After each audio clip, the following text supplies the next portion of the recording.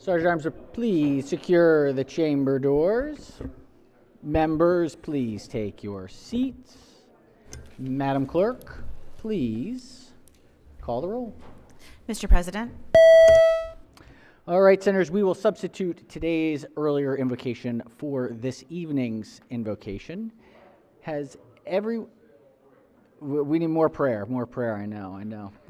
Has everyone recorded their presence? Everyone recorded their presence. If so, the clerk, can we ring the bells, Madam Secretary?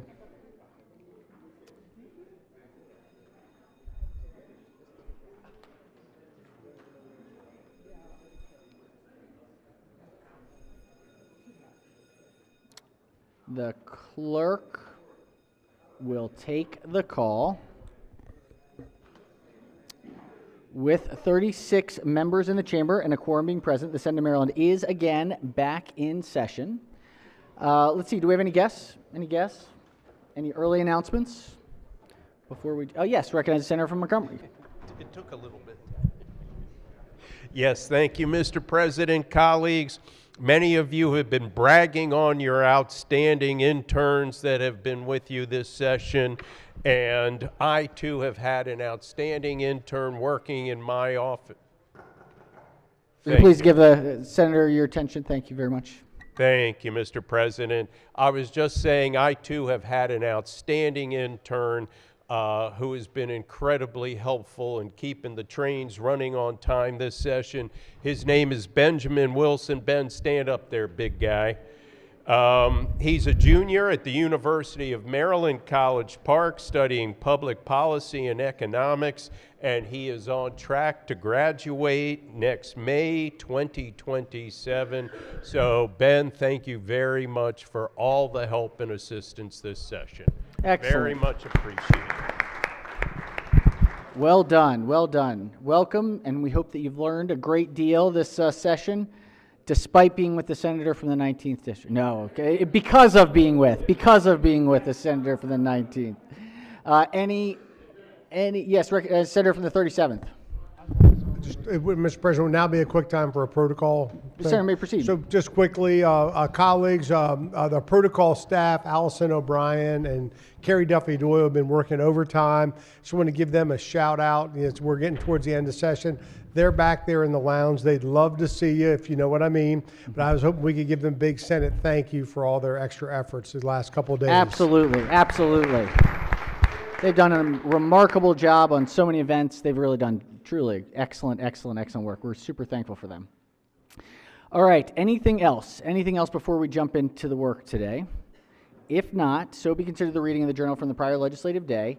We're going to start with some of our third readers, and then we're going to ask the President Pro Tem to preside for a bit. We're going to take on some of our second readers, and then we'll come back to our thirds. We'll see how far we go. We have a fair amount of work, but not terrible. So if we can, let's do, if we could ring the bells one more time, if we could do a quorum call. Mr. President. Has everyone recorded their presence? If so, the clerk will take the call. With 43 members in the chamber and a quorum being present, the Senate of Maryland still remains in session. Let's do these ones really quickly. We've got first reading House bills. Let's go ahead and just read those in. This is 38. Clerk will read the bill.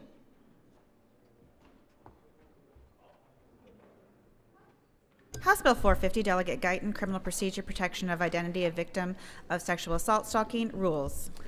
All right, bill is ordered to the Rules Committee. We do have a message from the House. This is on House Bill 1532. Clerk will read the first message.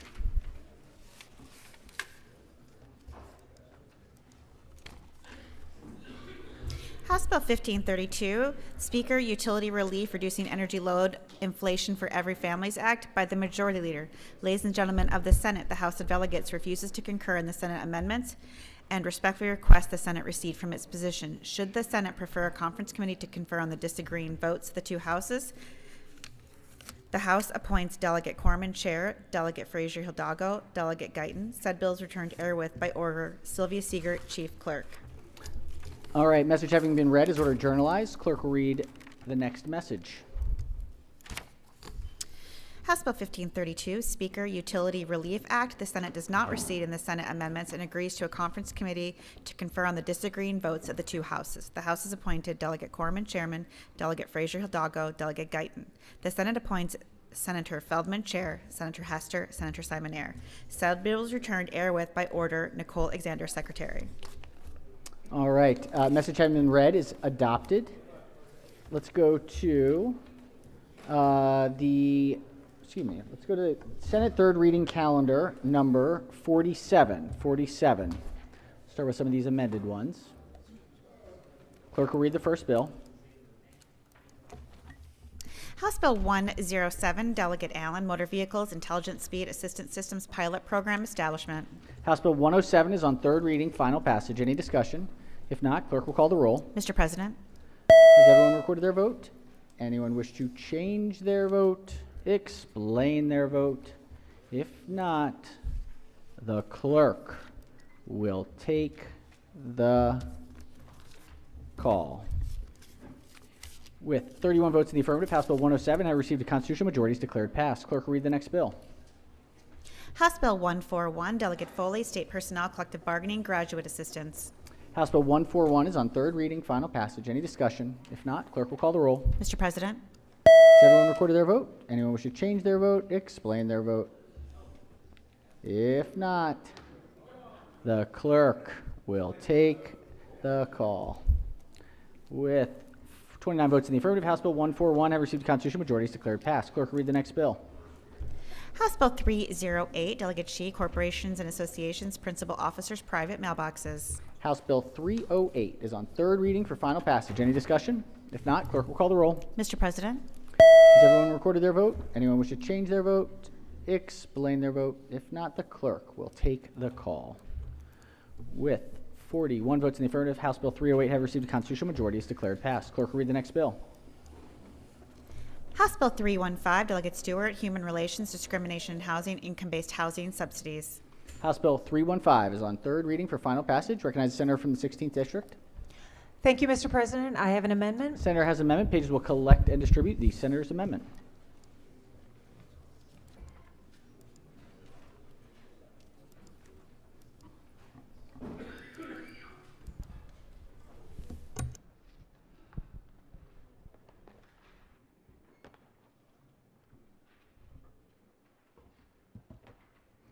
Senator may explain the amendment. Thank you, Mr. President. Colleagues, this amendment is just to fix a typo, changing or to of. I move the amendment. All And right. as the floor leader, I accept the amendment. All right, it's a friendly technical amendment. Any objections from the floor? Without objection, the amendment is adopted. Question now, House Bill 315 is back before us on third reading for final passage. Any discussion? If not, the clerk will call the roll. Mr. President, Has everyone recorded their vote? Anyone wish to change their vote? Explain their vote?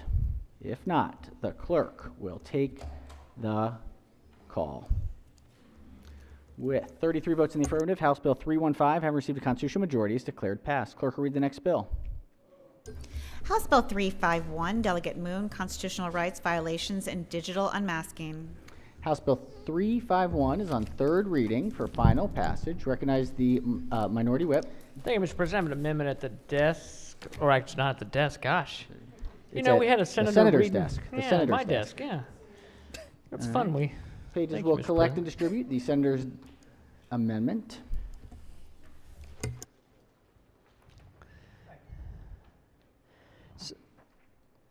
All right, Senator may explain the amendment. Colleagues, this bill has been has been heavily amended, but it's still basically allowing for lawsuits against an officer, a covered officer. It was judicial officer who, under color of law, violates U.S. Constitution or laws of the United States.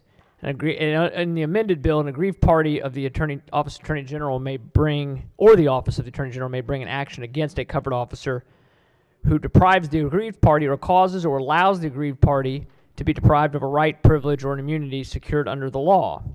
An aggrieved party or the AG may seek damages, declaratory injunctive relief, et cetera, et cetera. What my amendment here would do would just be to make it, I think we need to have a couple of little safeguards about this, and one of them would be that this amendment would be an action would be brought under this section only after a final determination that it says judicial officer, deprived and aggrieved or caused or allowed the aggrieved party to be deprived of a right. But first you have to have an internal investigation officer or unit of the applicable department of agency with oversight or an independent authority tasked with investigating and charging some such violations. You'd have to have them review, they'd have to have reviewed it first. And the determination is not final under this paragraph until after the exhaustion of the associated appeals. So it's just to allow the law enforcement officer to have the access to their typical disciplinary practices. And I would move the amendment first, before this process goes. I'd move the amendment, Mr. President. All right, Senator moves the amendment. Let's hear from the floor leader. Thank you, Mr. President. I'd urge the body to reject this amendment and put up a red vote. The way the amendment is drafted is inconsistent with how we do things under current law.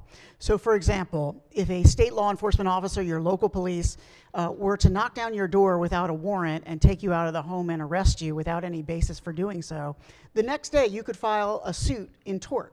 You could go directly to the courthouse and sue that officer for violating your constitutional rights by a state officer. You would not have to wait until the end of that disciplinary process for that officer who entered your home illegally and in violation of your constitutional rights. This amendment would require you to wait to the end of a process of which you are not a part, a disciplinary process, and so that's inconsistent with current law. I'd ask everyone to put up a red vote. All right. On the amendment, are there any senators who have not yet spoken who wish to speak? If not, recognize the maker of the amendment. Just press the amendment, Mr. President. Okay. All right. Question is on the amendment. All in favor of the amendment, say aye. Opposed, nay. No. Oh, all right. The amendment does not quite make it. Another amendment. Senator, recognize the minority whip. Thank you, Mr. President. Just one more amendment The here. senator has another amendment. Pages will collect and distribute the senator's amendment.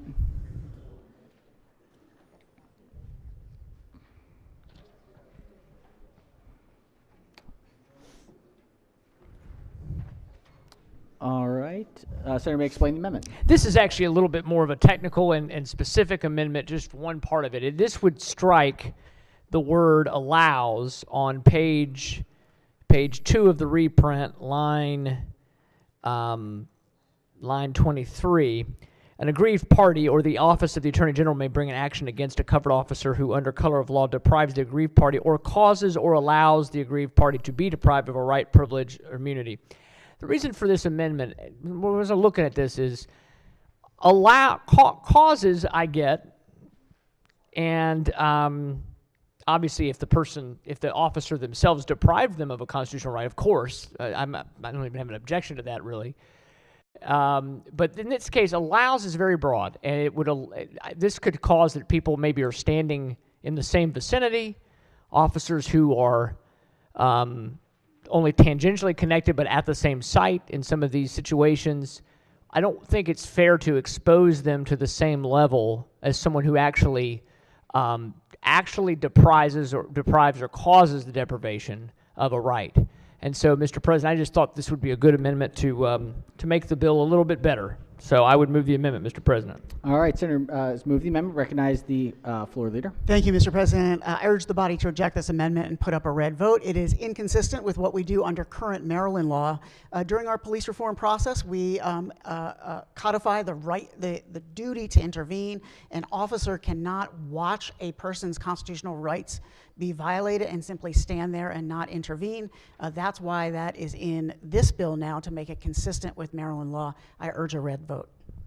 All right, are there anyone who wishes to speak that has not spoken? Recognize the maker of the amendment. Mr. President, thank you. I respect the response from my friend, the floor leader. I would say that this is expanding into a new area where we're giving additional ability to sue and go after federal officials and other officials. I think it would be good to just be a little tighter in the definition. So I would move my amendment and ask for a roll call. All right, senators, move the amendment. If there's no further discussion, clerk will call the roll. Mr. President, Has everyone recorded their vote? Anyone wish to change their vote, explain their vote? If not, the clerk will take the call. With 30 votes to the negative, the Senator's amendment fails. Any further amendments? If not, HB 351 is on third reading for final passage. Clerk will call the roll. Mr. President, Has everyone recorded their vote? Anyone wish to change their vote, explain their vote? If not, the clerk will take the call. With 31 votes in the affirmative, House Bill 351, having received a constitutional majority, is declared passed. If I could ask the President Pro Tem to join us up here, and if we could go to Education, Energy, and the Environment, report number 44. Clerk will read the bill. House Bill 14, Delegate Foley, County Board of Education, bullying, harassment, or intimidation, information collection, and reporting requirements, favorable with one amendment. Recognizing the Vice Chair of the committee is the floor leader. Thank you, Mr. President. Colleagues, this body has done a bunch to try to measure and address bullying, harassment, and intimidation in our schools. It happens to too many students, and sometimes that's based on their race, ethnicity, gender, or sexual orientation. It's time to really collect the data and see whether our new programs have been effective. So this bill does that. There is an amendment to tighten up the House language, and so I move adoption of the one committee amendment and the favorable committee report. All right, thank you so much. The floor leader has moved for adoption of the favorable committee amendment and Mr. President. favorable yeah. Oh, I'm sorry. Recognize the senator from Prince George's. Thank you, Mr. President. I have a question on the floor report and the committee. Will floor leader yield for a question? Senator may proceed. Thank you, Mr. President. I'm asking, we've had many bills about collecting data on these types of issues and dealing with suspensions. I wondered if this includes suspensions and expulsions.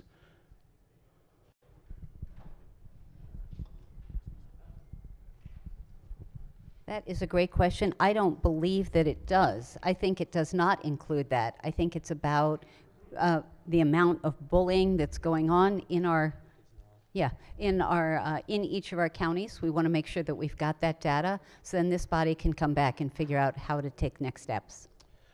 There's been bills in front of Triple E about suspensions and expulsions and collecting the data for every county boards of education and delineating said data for the purposes of transforming the way we conduct suspensions and discipline within our schools.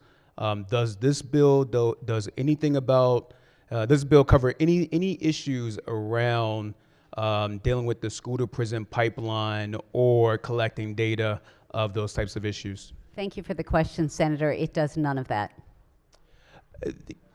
I think that's really important, and it's kind of disappointing to see that we're collecting data on things of harassment by student and student, but we're not being over suspended and expelled in our school system, so that we can then ensure that we're providing adequate services to the students to help them. And I wondered if the committee considered that this year. The committee has dealt with that issue in the past. I think it is still totally valid and worth a conversation, but that's not what this bill does. And this bill is simply collecting data on bullying, harassment, or intimidation by student to student, or from adult to a student, or from a SRO to a student. What does it collect the data for exactly? This is about incidents that happen at school that are based on characteristics. So this isn't beating up on or harassing or bullying any particular student. It's if there are patterns. It's determining whether there are patterns based on, as I said, on race, ethnicity, sexual orientation, gender. We want to see if that's happening and be able to measure it, and then be able to see whether the policies that we've already enacted are being effective or whether we need to consider something else. And how does the school system collect the suspicion of bullying? What is the definition that the school system will have to adhere to in order for this to, in order to quantify that as a data point? As you can imagine, reports have to be collected and aggregated and then sent forward. Yeah, that's not the answer to my question, Mr. President. My question is more along the lines of what determines a bullying incident, what determines a harassment issue, or what determines an intimidation issue, and is it about intimidation, harassment, bullying towards student to student, peer to peer, in the classroom, outside the classroom, in by parent, by student to by adult in the facility to the student? Thank you for the question.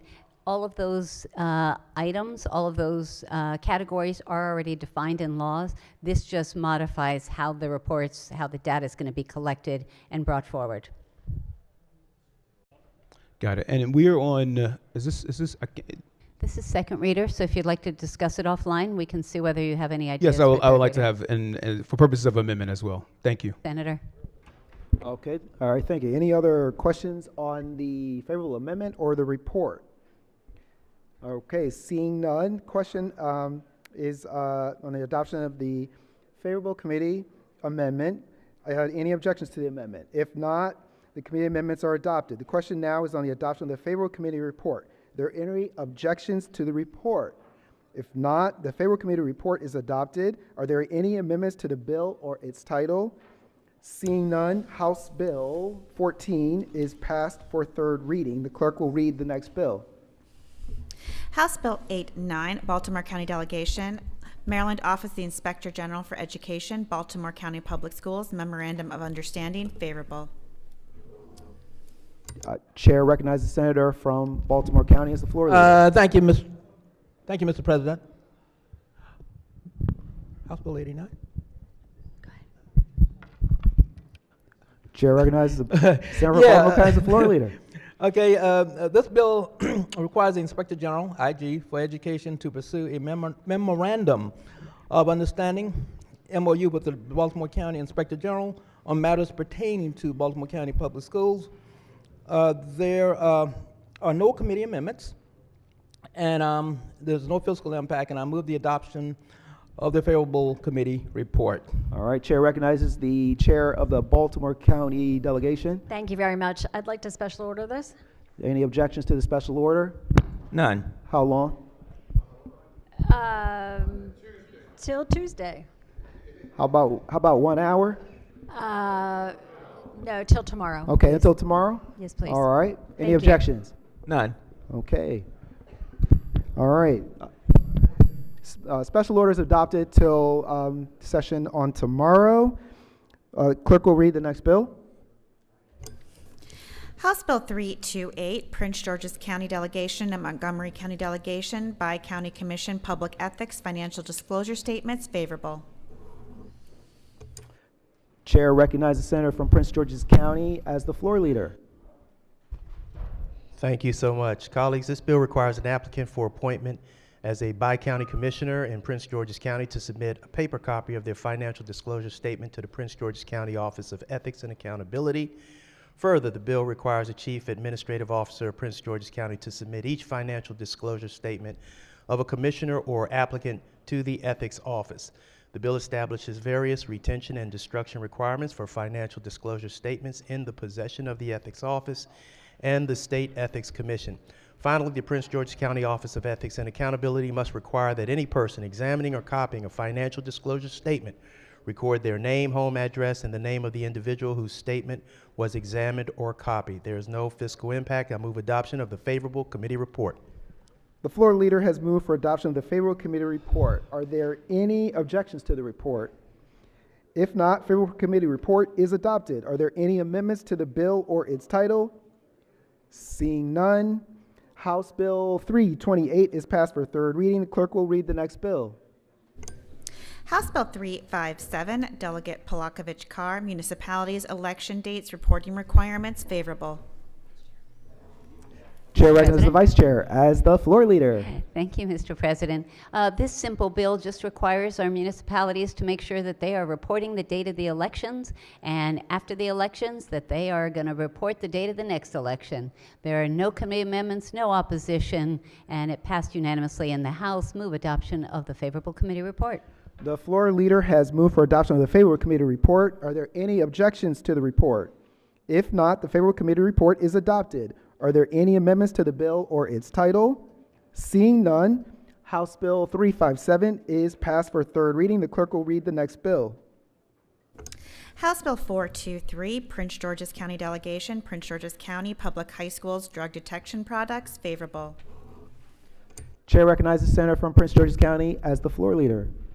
Thank you. Colleagues, this local bill establishes legislative intent that certain public high schools in Prince George's County provide drink spiking detection products and drug detection strips to their students. Under the bill, Prince George's County Board of Education must require public high schools to do so at no cost to students beginning in the 2026-2027 school year, but only if those products are provided to the public high schools at no cost to the schools. The bill establishes an annual reporting requirement for Prince George's County Public High Schools to report to Maryland's Office of Overdose Response on distribution of such products. There is no fiscal impact to the state. I move adoption of the favorable committee report. The floor leader has moved for adoption of the favorable committee report. Are there any objections to the report? If not, the favorable committee report is adopted. Are there any amendments to the bill or its title? Seeing none, House Bill 423 is passed for third reading. Clerk will read the next bill. House Bill 1076, Delegate Smith, Higher Education Institutions Over-the-Counter Contraception Access and Reporting, favorable, one amendment. Mr. President. Chair recognizes the Vice Chair as the floor leader. Thank you, Mr. President. Colleagues, this is the identical as amended. This is identical to the Senate bill we've already passed. There's one committee amendment to conform it. Move adoption of the favorable committee amendment and the favorable committee report. The floor leader has moved for adoption of the favorable amendment and the favorable committee report. Questions on the adoption of the committee amendment? Are there any objections to the amendment? If not, the committee amendments are adopted. The question is now on the adoption of the favorable committee report as amended. Are there any objections to the report? If not, the favorable committee report as amended is adopted. Are there any further amendments to the bill or its title? Seeing none, House Bill 1076 is passed for third reading. Clerk will read the next bill. House Bill 1171, Howard County Delegation, Howard County Board of Education Student Member, favorable. Chair recognizes the senator from Howard and Montgomery County as floor leader. Thank you, Mr. President. Colleagues, this bill expands the matters on which the student member of the Howard County Board of Education can vote on. It puts it in line with several other counties. There are no committee amendments and no fiscal impact. I move the adoption of the favorable committee report. The floor leader has moved for adoption of the favorable committee report. Are there any objections to the report? If not, the favorable committee report is adopted. Are there any amendments to the bill or its title? Seeing none, House Bill 1171 is passed for third reading. Clerk will read the next bill. House Bill 1259, Delegate Feldmark, Zoning Authorities Operation of Family Child Care Homes, Prohibitions and Requirements, favorable with one amendment. Chair recognizes the senator from Howard and Montgomery County as the floor leader. Thank you, Mr. President. This bill specifies that a local jurisdiction, by local ordinance, resolution, law, or rule, may not deny or restrict the operation of a family child care home or large family child care home that meets the licensing requirements established by the Maryland State Department of Education. There is one committee amendment that adds a distance condition of 0.25 miles between the permitted family child care homes and the large family child care homes in residential areas. I move the adoption of the one committee amendment and the favorable committee report. The floor leader has moved for adoption of the one favorable committee amendment and the favorable committee report. Question is on adoption of the one committee amendments. Are there any objections to the amendment? Mr. President. If not, the committee amendment is adopted. Sorry, it's okay. On the report? Just requesting the questioning on question the amendment. From the floor leader? Yes, please. Absolutely. Thank you. Thank you, the floor leader. Appreciate you yielding for a question. Does this bill, I know it has to do with zoning, and with child care homes. Thank you. Does this bill touch on anything relative to requirements of how many children can be in a child care facility, in a home daycare? No, that is in state regulation. Okay. And trying to look through this, is this saying a county cannot, they just can't establish any zoning regulation that would treat a home daycare, I shouldn't say center because that confuses things, but a home daycare can't treat it any different than a residential home? Or is there additional in here? Does it give them any flexibility?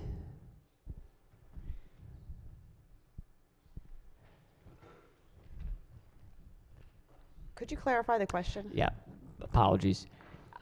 I like the idea, and I'm generally somewhat favorably disposed to making sure we don't discriminate against home daycares. I think our state laws at times have made it harder to have a home daycare when we have a daycare shortage. So, but I know we need safeguards. But I guess my question is, though, on the other hand of that,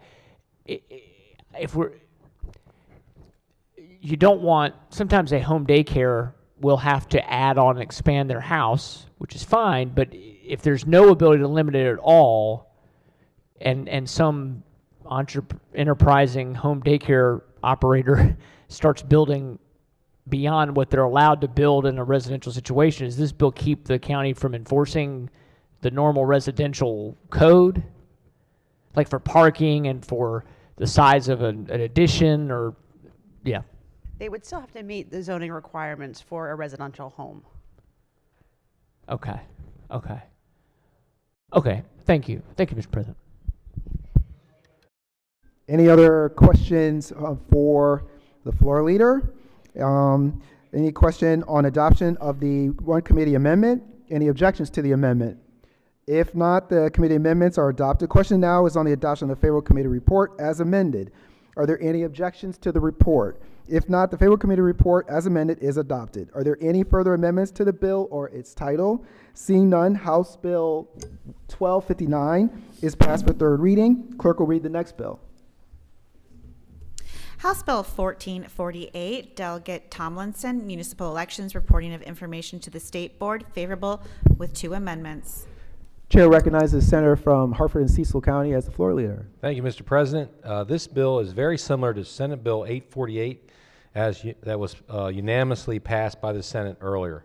This bill requires a municipality to submit to the State Board of Elections at least 3 months before the candidate filing deadline for a regular municipal election the qualifications to be a candidate for each office on the municipal ballot.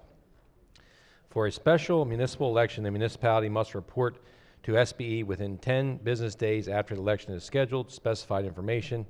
It also requires the municipality to submit within 10 business days after the candidate filing deadline for a municipal election, including a special election, specified information. SBE must publish each submission on its website immediately after it's submitted. There are 2 committee amendments. The first one is technical. The second amendment changes the number of business days from 10 to 15 after a special municipal election is scheduled. The municipality must report to SBE the specified information, and requires the municipality that uses ranked choice voting to conduct municipal elections to submit specified information to SBE regarding tabulation regulations, and requires them to post that information on the website. I'd like to move the 2 committee amendments and ask for adoption of the favorable committee report. The floor leader has moved for adoption of the 2 committee amendments and the favorable committee report.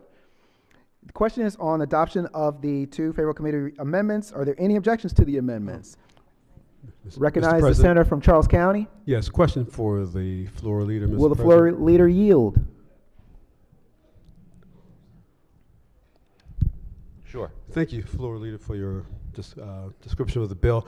Did I hear correctly that this bill would call for ranked choice voting? No, it does not call for ranked choice voting, but what it's saying is if there's a municipality that uses that they would have to get that information to the State Board of Elections, just like they would for, just like one that does not use ranked choice voting would. So it's not requiring it. Some municipalities, to my knowledge, can already do this, the ranked choice voting. Okay, so do you know which municipalities currently use ranked choice voting? I could yield to the vice chair of the committee who would know. None in my district do. Sure, thank you. Thank you, Mr. Floor Leader. Senator, as you probably know, Tacoma Park has been using ranked choice voting for many, many years, but Annapolis, Greenbelt, Frederick, Gaithersburg, Rockville, and others are looking at it now. So rather than coming back to it and creating new regulations, the delegate and the Senate cross-file put it in here so just so that the municipalities can be served and the public can be informed about how the tabulation will occur. Okay. Thank you, Madam Vice Chair. Thank you, Mr. President. All right, question is on the two committee amendments. Any further discussion? Any objection to the amendments? Without objection, the two committee amendments are adopted. Question now is on the amended report. Any discussion? Any objections? Without objection, the amended report is adopted. Are there any further amendments to the bill or its title? Seeing none, House Bill 1448 is hereby ordered passed for third reading. Clerk, read the next bill. House Bill 1530, Delegate Warman, Higher Education Undocumented Students Out-of-State Tuition Exemption Eligibility Favorable. Recognize the senator from the 27th as the floor leader. Thank you, Mr. President. This bill reduces the number of years from 3 to 2 for which an individual or an individual parent or guardian must file a Maryland income tax return prior to the academic year in order to qualify for the exemption for paying the out-of-state tuition rate under the Maryland DREAM Act. There are no amendments. I move the adoption of the favorable committee report. Floor leader moves the adoption of the favorable committee report. Any discussion? Any objections? Without objection, the favorable committee report is adopted. Are there any amendments to the bill or its title? Seeing none, House Bill 1530 is hereby ordered passed for third reading. I think that does it for that calendar. Let's go to stick with Education, Energy, and the Environment, number 45. Clerk will read the first bill. House Bill 321, Delegate Lehman, Environment Synthetic Turf Industry Disposal Study Deadline Extension Favorable. Recognize the Vice Chair of the committee as the floor leader. Thank you, Mr. President. This is a really complicated one, folks. The Department of the Environment just needed a little more time to work on their report, so this just extends the due date from July 1 of this year to January 15th of 2027, next year. There were no amendments. There was no opposition. Move adoption of the favorable committee report. Floor leader moves for the adoption of the favorable committee report. Any discussion? Any objections? Without objection, the favorable committee report is adopted. Are there any amendments to the bill or its title? Seeing none, House Bill 321 is hereby ordered passed for third reading. Clerk, read the next bill. House Bill 548, Delegate Baylor, Land Use Permitting Development Favorable with one amendment. Recognizing the chair of the committee is the floor leader. Thank you, Mr. President. House Bill 548 is almost identical to Senate Bill 325 from the President Pro Tem, as passed by the Senate earlier this session. Just a refresher, there's been a great deal written and discussed about Maryland's housing affordability crisis, our current shortage of 100,000 housing units to meet demand and growth projections. And so one of the biggest issues identified is the need for our state for more regulatory certainty, particularly when you compare how things are done in some of our neighboring states who are permitting far more housing units. And as a developer, in terms of attracting investment, it's critical that they know the laws and the rules of the road, and important laws and regulations governing zoning and permitting are not changed years after the projects get started, and that's a little bit of a refresher from the bill we passed earlier in session. With that said, House Bill 548 establishes, number one, a housing development project application approval or denial is governed only by laws and regulations in effect when a complete application was submitted. And number two, after approval, the proponent of the project has a vested right to the authorized use and development for the longer of 5 years or a period determined by the local jurisdiction or the Maryland National Capital Park and Planning Commission. The bill also prohibits a county or municipality from collecting development impact fees or excise taxes imposed on a residential real estate project until after the construction is complete as specified. Mr. President, just very quick, the only substantive difference between this bill and the bill that we passed the Senate, the cross file from the Senate President Pro Tem is that the House bill exempts taxes and fees that were supposed to finance a county debt incurred before January 1st, 2026 from the limitation on when a county may collect development impact fees and excise tax. That's the only difference between the bills. There's one additional committee amendment. The amendment makes technical and clarifying changes to language describing development impact fees and excise taxes. With that, Mr. President, I'd move the one committee amendment in the favorable committee report on House Bill 548.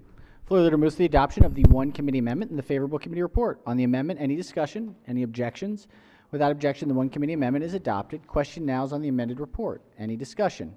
Any objections? Without objection, the amended report is adopted. Are there any further amendments to the bill or its title? Seeing none, House Bill 548 is hereby ordered passed for third reading. Clerk will read the next bill. House Bill 833, Delegate Boyce, Commission to Advance Lithium-Ion Battery Safety in Maryland, Reestablishment, favorable. Recognizing the Senator for the 35th District is the floor leader. Thank you, Mr. President. House Bill 833 is nearly identical to Senate Bill 553 that was unanimously passed by the Senate. The bill reestablishes the Commission to Advance Lithium-Ion Battery Safety in Maryland with minor changes to its membership and mission. The only difference between this House bill and the Senate bill as originally passed is that the House added a representative of the Maryland Turfgrass Council to the Commission. There are no committee amendments. The bill passed committee unanimously. I move for adoption of the favorable committee report. Floor leader moves to the adoption of the favorable committee report. Any discussion? I wonder if Southwest, that new rule on these batteries, only one charger. It's pretty fascinating. That's right, down below. Yeah, fascinating. All right, on the report, any discussion, any objections? Without objection, the favorable committee report is adopted. Are there any amendments to the bill or its title? Seeing none, House Bill 833 is hereby ordered passed for third reading. Clerk, read the next bill. House Bill 870, Delegate Corman, Environment Permit Applications for New Buildings, Notice, favorable. Recognize the chair of the committee is the floor leader. Yes, Mr. President, the bill originally over in the House was a bigger bill, but mostly the bill was stricken and it's just now a notice set of provisions in its current form. House Bill 870 requires beginning July 1st, 2026, that within 10 business days after a local government accepts a permit application for a new building that has a proposed gross floor area of 35,000 square feet or more, excluding the parking garage area, the local government must provide notice of the permit application to the Maryland Department of the Environment.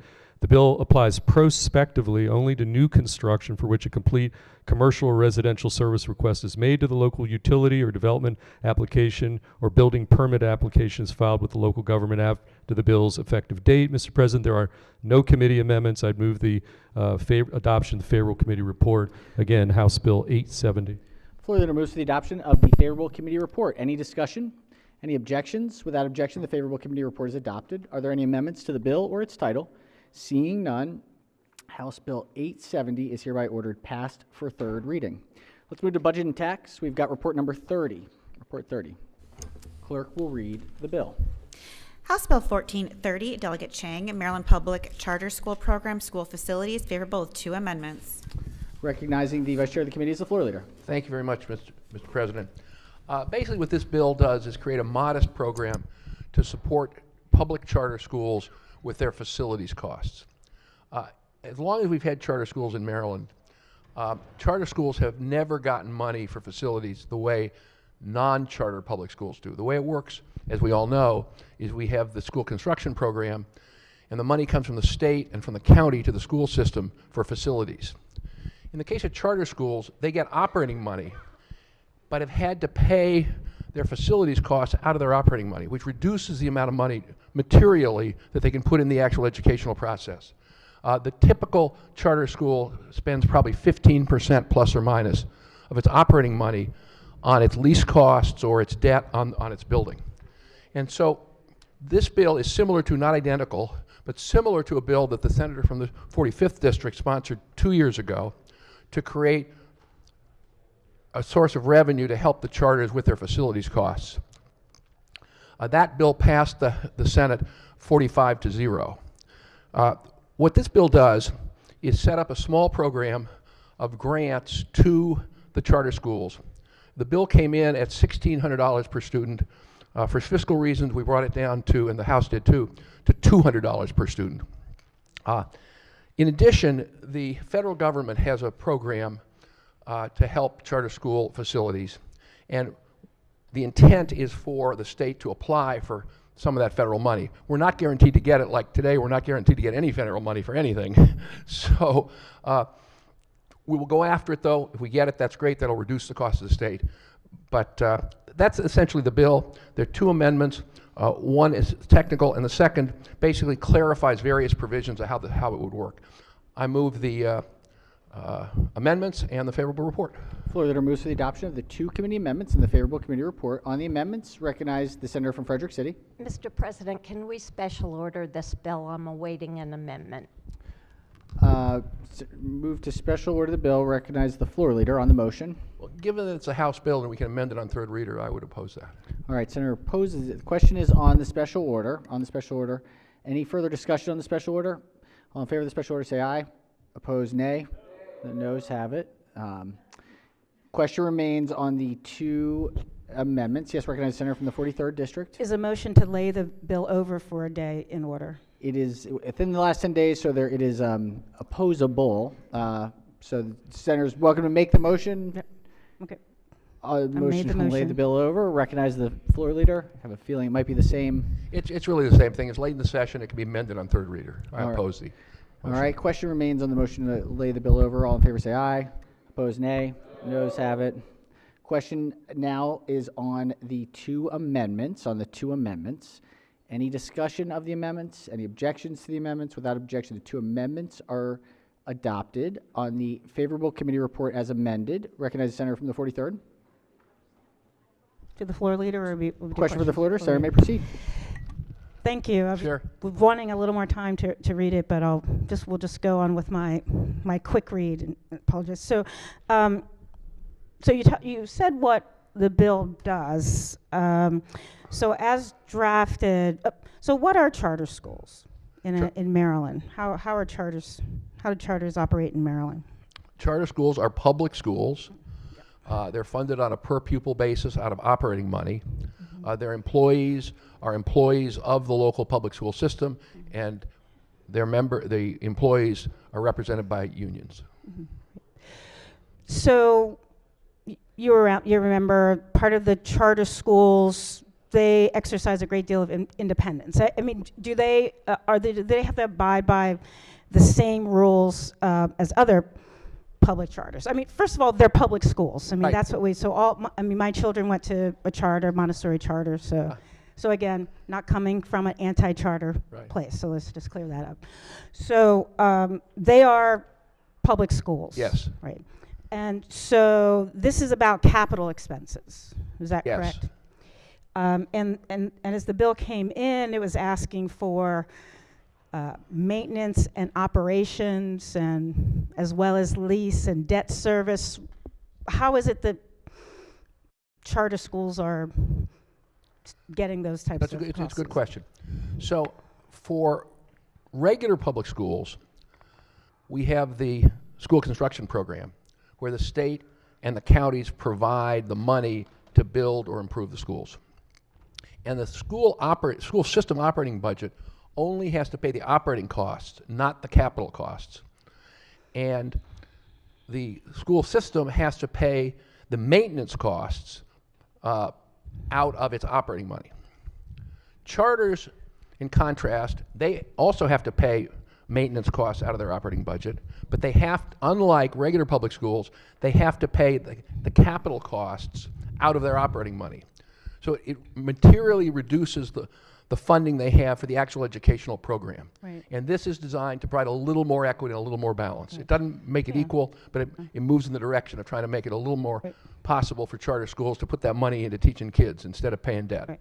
So my Mr. President, my framing of these series of questions and what we'll talk about, perhaps tomorrow, later, is making sure that we're not moving towards what are essentially now being sort of constructed as public independent schools. They were, my understanding is, they're public schools, and that the allocation, that part of the deal of being able to have this flexibility and autonomy from the main system, they can hire who they want. We have in Actually Maryland. not. Well, I do know the law, so I will. Okay, I apologize. I apologize. So I was there so they can hire. They certainly are in Maryland. They are members of the union. They are members. They have to be hired by the system. Right. And again, Maryland is different in that we do require that. Mm-hmm. Other states, charters are owned by, government operations, international corporations that'll run like in Philadelphia where I grew up, they'll run the school system, they'll run the police force, they'll do a number of things. And in fact, when I was in Ways and Means, and they were looking to expand autonomy of charter schools, Philadelphia came to talk about the problems associated. So what gives me a little pause is the funding of the debt service of a public charter. Could you tell me about, so if a public charter, how does that work? Well, most charter schools in the state either lease their facility from somebody. Right. In the case of College Park Academy in the 22nd District, College Park Academy leases its building from a joint venture between the University of Maryland and St. John's Properties. Others lease from other folks. In some cases, charters buy their own buildings and they take on borrowing debt to pay for it, the way you would on your house. Right. So under this bill, Mr. President, under this bill, the state would be paying the debt service, or if an entity, I guess like the sponsors on the board, I guess, of one of the charters, and so I guess he would know very well what the needs are for their particular charter school. So the way it's currently, the deal for the flexibility was that they would operate independently. So I'm wondering why this change? And in particular, on pages 2 through 5, the IAC would be distributing money directly to the charter school. So would it be going directly to the board of directors to pay for? Not to the board of directors, to the entity, the nonprofit that runs the school. The nonprofit, the company. The nonprofit that runs the school. Right, but some of them take as much as 15% off the top of the funding for the school. So we're paying, so in other public schools, does the IAC write a check to the principal of Waverly Elementary to pay for the painting or to fix the roof? Well, painting is probably more likely maintenance than capital cost. Yeah. But which is not going to be covered. Yeah. The IAC money goes to the school system that works it out for the various projects they want in the school system's public schools. And there are some public schools in Baltimore, right, as you know, that are in LEA-owned buildings. And in that case, they are eligible to apply for money in the school construction program, and they have over the years some. But most charter schools are not. They have their own buildings, or they're leasing the building from a private entity. Right, Mr. President, precisely that under the existing situation, Maryland does provide a very generous opportunity that charter schools are eligible for these funds. So just wondering what the disconnect is and why, if the charter schools are eligible for these funds, is it the case that they're only eligible for it if they're in a system-owned building, or do they get an opportunity if they decide to have their own building? The answer is they're only eligible for it if they're in a system-owned building, and that's a minority of charters in the state. Okay. And the bill specifically has language that says that the charter can't double dip. If they are getting money in a particular year through the school construction program, in the minority of schools that are in LEA buildings, they cannot get the $200 per student. Mm-hmm. It was originally 1,600. Right. Was we that? cut it way down. Well, I mean, so part of the flexibility and the autonomy for the public charters, which are now becoming these independent, public independent institutions, it seems, that they are accountable to their authorizer. So if the IAC is supporting the debt service or the rent on a building that is not owned, and the charter goes bankrupt or they run the building in the ground, who's accountable for the investments that the state has made in that particular building? If they lose their charter, they lose their charter. But during the period of time the kids were in the school, the cost of having the building has to be paid for. No, Mr. President, I'm saying if they don't pay their rent, or if they oversubscribe, or they're operating 30 different schools around the country, and then they decide the one in Baltimore and Prince George's, isn't performing well, and they just walk away from the lease or walk away from the whole enterprise, they're still public schools. So is the LEA on the hold for that? No. Where is that the case? They aren't, because if it's not a school building owned by the LEA, if they walk away from a lease they have, well, if College Park Academy walks away from its lease with the University of Maryland and St. John's Properties, it's going to get sued, like any other person who walks away from a contract. So the scenario I'm thinking about is that we allocate $1 million to, what's the name of the school that you're on the board of? College Park Academy. So if we give $1 million to the board of College Park, and they decide, they have somebody on the board or whatever decides they want to do something else, and they walk away with the money, the school system is, what is there, how does that work? I'm sorry. The money would go to the charter school in years in which it is operating. Yeah, well, so they're operating, and we allocate, because now it's being given directly to the board. I guess that's the question. Who's getting the money? So the IAC, the way it operates now is that the LEA distributes all capital funds. Is that correct? Yes. Like the way it is. Essentially, yes. So under this bill, the IAC would no longer direct money through the LEA.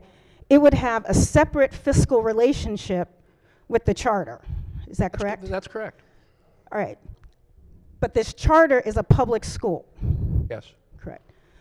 So that's what's confusing me, is that why can't the school system still write the checks to pay for the lease, the debt, and all that? I would say there are a couple of reasons. One reason is it would just be less efficient, because this is basically a formula program. You have X number of kids, you multiply it by the $200. That getting another entity involved in it doesn't really add much to it. The second reason is, and as you know, this is particularly more true in Baltimore City than some other places, there have been huge disputes over the years between the school system and the charter schools. Yeah. And so putting in another opportunity for conflict and lawsuits and everything doesn't seem like it's a very practical thing to do, or a good thing to do. Because this is simple. This is so much money per kid.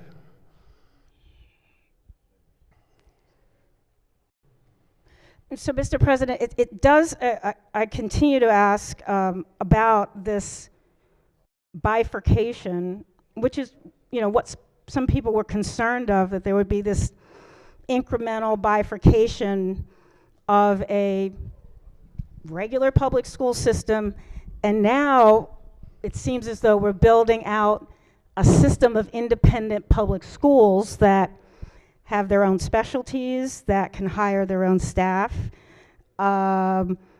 They can structure their schools however they wish. They can do year-round, extended, and we want that flexibility for our students.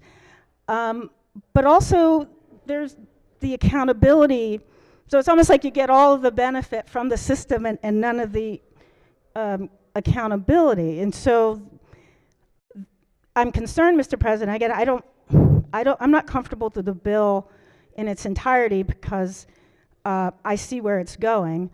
But at the very least, this lines on 3 to 5, where the funds are being dispersed directly to the public charter and may not be paid to a local government or county board. So we're striking away, we're taking away, Mr. President, the ability of our local school boards, our often elected school boards, to determine the needs and the fiscal accountability of certain public schools in their district, while other public school systems have the accountability with the main system. I mean, it's specifically saying may not be paid to a local governing board or county board. So I'd like to ask how is it still a public school if the local LEA is not able to have a role in the maintenance of the facilities that are educating the children in its system? Couple points. Under existing law, the charter is responsible out of its operating budget for maintenance, and that will continue, number one. Number two is nothing in this bill changes the accountability structure.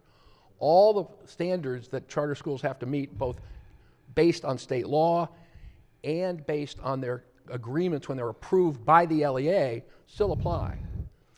Well, third, in effect, having the money follow the student in this bill is very similar to the philosophy in the blueprint, which is having money follow the student. So I think for all those three reasons, this approach is appropriate. Yeah, and I think the following the student is problematic in the blueprint as well, but we're not talking about that. Okay.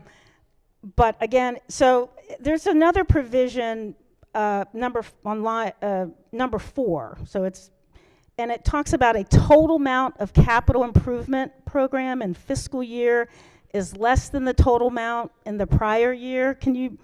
That the amount of the funds distributed? Yep, I can yeah, address tell that. me what That's in there at the request of the Baltimore City School System. Right. They wanted to be sure that if in the future the overall school construction program funding goes down, that the funding for this program for the charter schools would have to go down by a proportional amount. That's for equity purposes. Yes, it was asked yes. for by the Baltimore City Schools. Yes, and Mr. President, again, herein is the problem in that there is no separate source, or maybe there will be someday, which is where I think this is going, where there'll be a separate fund for charter schools. So now it looks like if I'm the head of a school system and I have just tell me if I'm right. I have a school system and I have $100 for all capital, and this year I'm able to help. If it's in a building, I do a certain amount with the charter schools, et cetera. But now, maybe $20 of the $100 I had will now just go directly to one of the schools. That is not correct. Well, tell me, how does it work? This legislation does not in any way reduce the amount of money going to the school construction program. It reduces the ability of the school board to determine where the money goes in the system that it operates. No, it allows the school system to continue to allocate its school construction dollars as it always has. It does not interfere with that in any way. So currently, how do charter schools get their capital dollars? They borrow it, or they lease property that somebody else had borrowed for, and they use 10, 12, 13, 14, 15, 16% of their operating budget to pay off the lease, and therefore have less money to teach the kids. That's the problem that we're trying to help mitigate here. But there's, again, so would increasing the overall, so what were the various scenarios? Could a scenario contemplate additional funds to the local LEA to address that issue if it wishes? Well, the bill before you is a simple program that is on a per student basis, minimum bureaucracy, oversight by the IAC for sure, so there's oversight, but it's pretty straightforward. As I said, it's like the blueprint in the sense of money following the kid without putting in a lot of extra bureaucracy.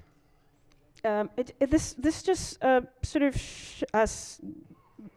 I know we might have different opinions about boost and vouchers and all that, but there are quite a number. I know I have quite a number of constituents that are, in our school systems that are quite concerned about creating this two-tiered system here and this separate system. And as you said, so all charter schools must comply with regulations. The two jurisdictions that, what are the two jurisdictions that have the majority of the public charters? Baltimore City and Prince George's County, I believe. So was there any discussion within the Baltimore City delegation about, or was there a work group or just delegation to see how we address this? In the House? Anyway, I mean, well, I don't know. You're the chair of the delegation to the Senate, so you know better than I would. Well, I guess it's somewhat of a rhetorical question that we haven't had a conversation about it. So I was just wondering about, there's the problem, and here's a solution that is being offered where there's not a clear formula or enough regulations on it to address some of the issues that I expressed. Number one concern is the lack of fiscal control of the IAC dollars from the school system. Paying money directly to a charter school as if it is some sort of independent contractor does not a system make. And so even if we were to have this scenario, Mr. President, I would still think that it should be the school system that writes the check. So I was just wondering if the bill's sponsor would be open to an amendment that would do that. Frankly, no. And why? For the reason I expressed earlier. I don't recall that reason, I'm sorry. Okay, fair enough. No, fair enough. This is a simple matter of $200 per student in the school. It's multiplying the number of kids by the $200. The IAC has agreed to do this. They're going to set up to do it. We've put in language about how some advice to them on regulations. The control that the local school system has over the charter is laid out in state law and laid out in the charter agreement between the school system when they're authorized. And so there's no need to add an additional level to this to make the system work. That's why.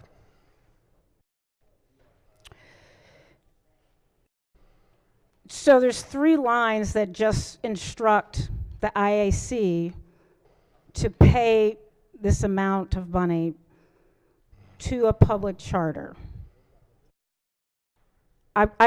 Where are the checks and balances, and where are is there an MOUs, an agreement? Is there a contract that has to be filled out? I mean, they have the power to issue regulations, and we've discussed that with them, and they're prepared to do that. Who does? The IAC. IAC. And what are they going to do? They can issue regulations to get into those details. And the regulations would say what? Whatever they need to be sure that the law is being executed. Mm-hmm. So would you be open to amendments that would kind of think about this for a little bit and see what we can do?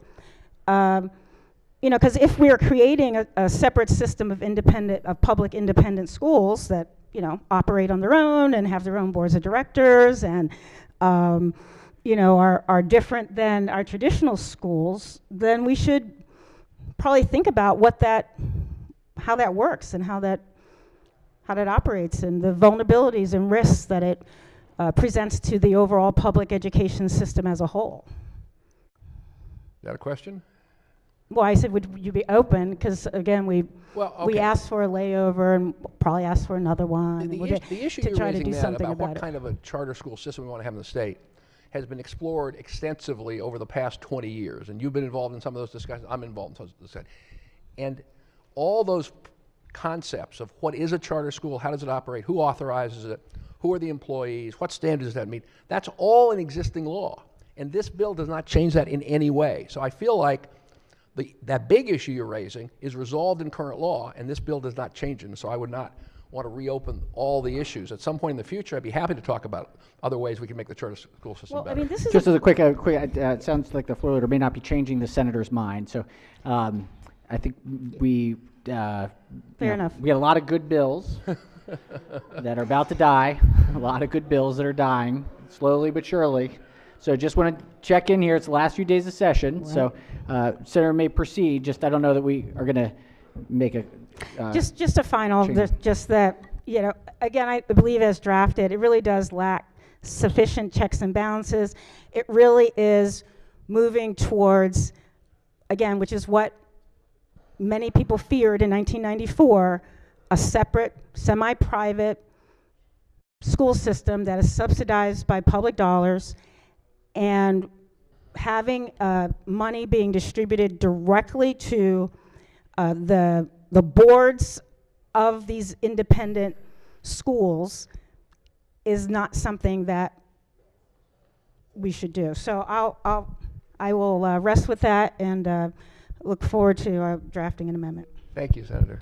All right, recognized senator from the 44th district. Thank you very much. If the floor leader would take a question. Please. Senator may proceed. Thank you very much. I'm looking at the testimony from the Public School Superintendents Association. Yes. And it says this bill would depart from the state's school construction process and underlying philosophy that directs funding to schools based on need toward a separate funding model that will create inequities among public school students. And it goes on, under current model, capital funds are granted and so forth. I'm curious, what would you say to help convince me that what this particular organization is saying is incorrect? Well, the inequity is that charter schools in Maryland have not had funding for their capital costs the way other public schools have. And this bill is designed to try to reduce that inequity. So I disagree with. So you disagree? I disagree with them, yeah. But if they're public schools, shouldn't they be in the same process rather than having their own process? No, because the charter school law in Maryland was designed to allow public charter schools, which are authorized by the LEAs under state law, to be different, to be more flexible. Got to meet a whole lot of standards. You got to protect the kids. You got to meet academic standards. You have to, be fiscal. All those things, but you can be more flexible in some of the things that Senator Washington, so the senator from Baltimore City was talking about.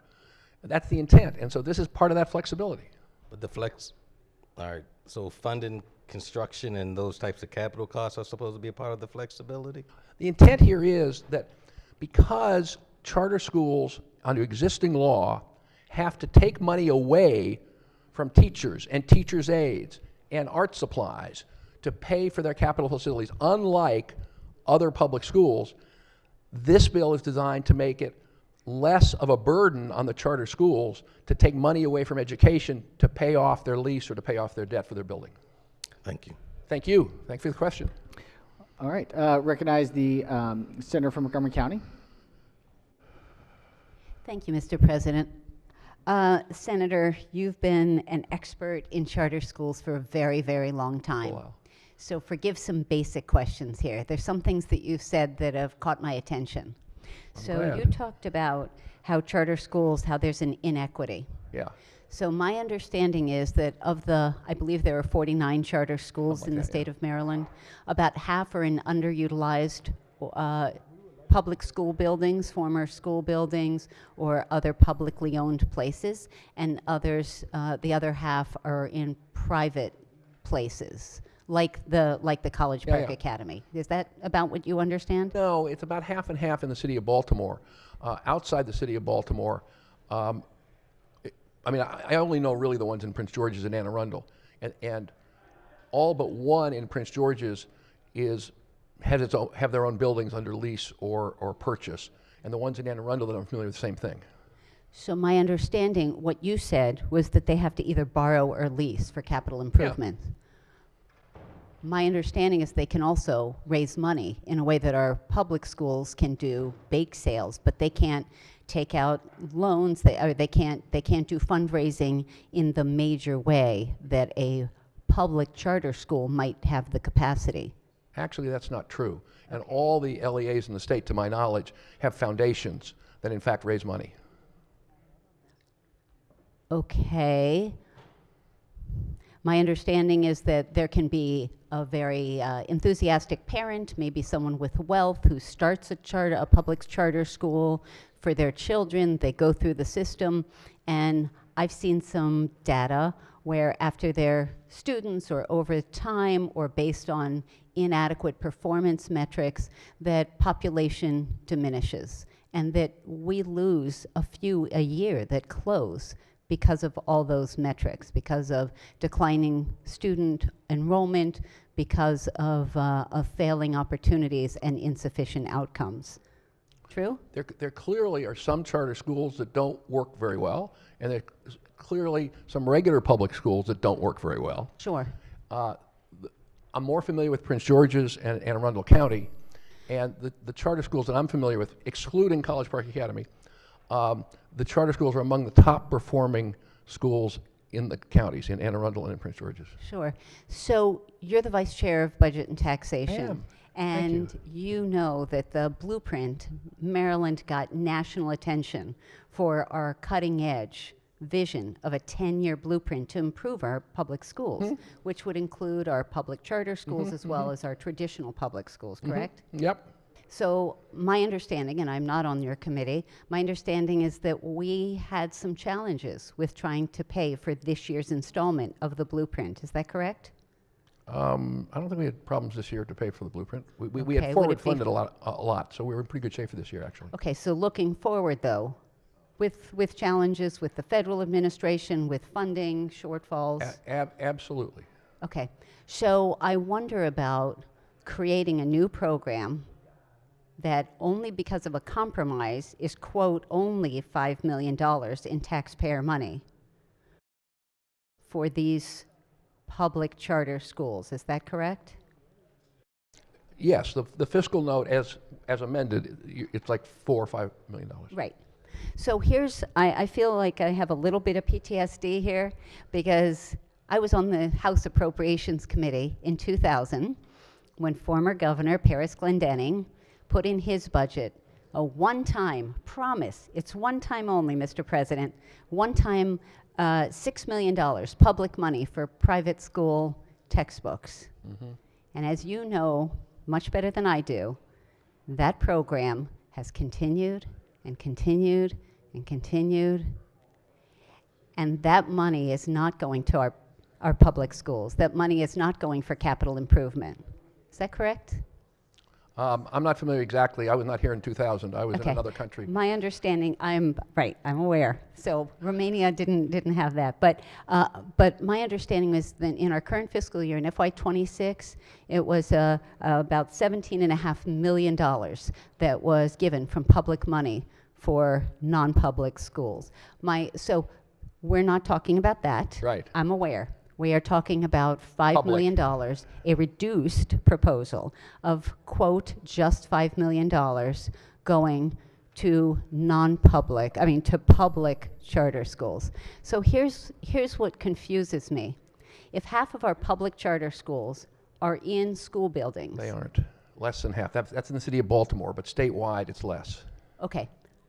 The data that I had was half. So let's say some number. Yep. Our public schools, and I will just speak very parochially here, Wooten High School in Rockville is closing its doors, and it's because of long delayed capital improvements. Security isn't what it should be. Shouldn't be. It should be the HVAC, the heating, ventilation, and air conditioning isn't what it should be. For all these reasons and more, it's because of a lack of funding. And our public schools have to wait in line. They have to apply, and they are put in an A, a B, a C, and they're taken in turn.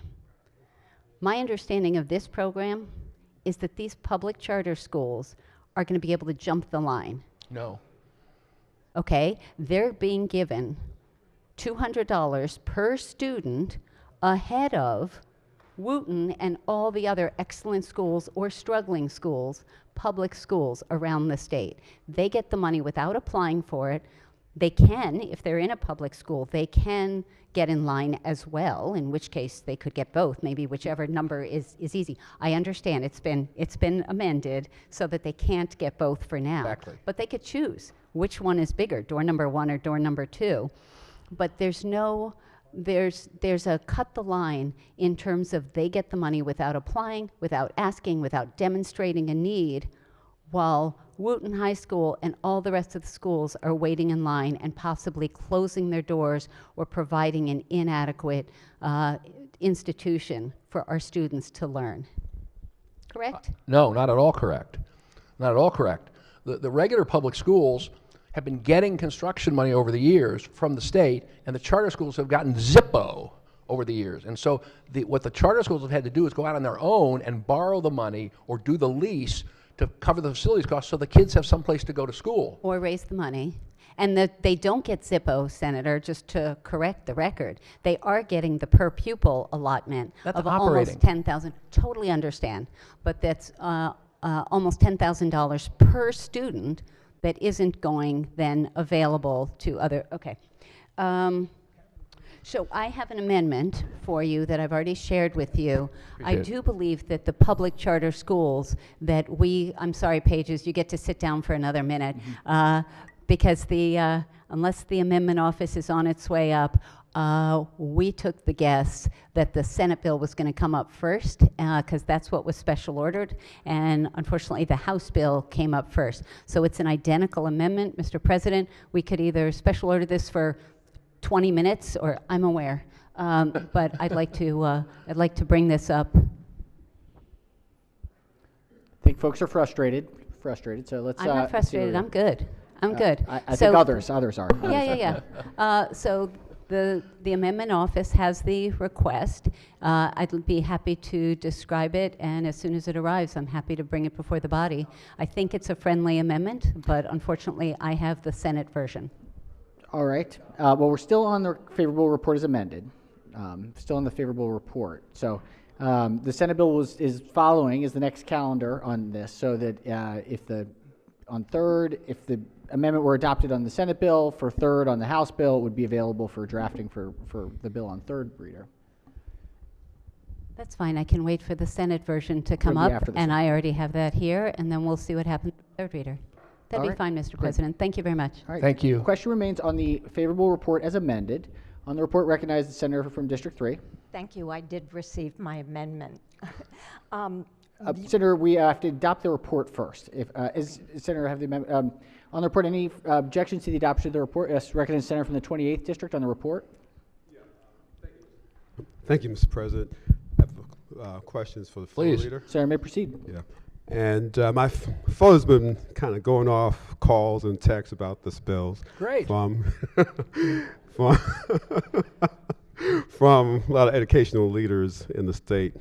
I'll read quickly. I won't say the name. I'll read one text. It says, let's see here. Oops, there's so many. Let's see. Hey, Senator, I'm trying to put the brakes on a charter school bill facility sponsored by yours truly and the Crossfile. They went on to say, I hate this bill. Bad policy.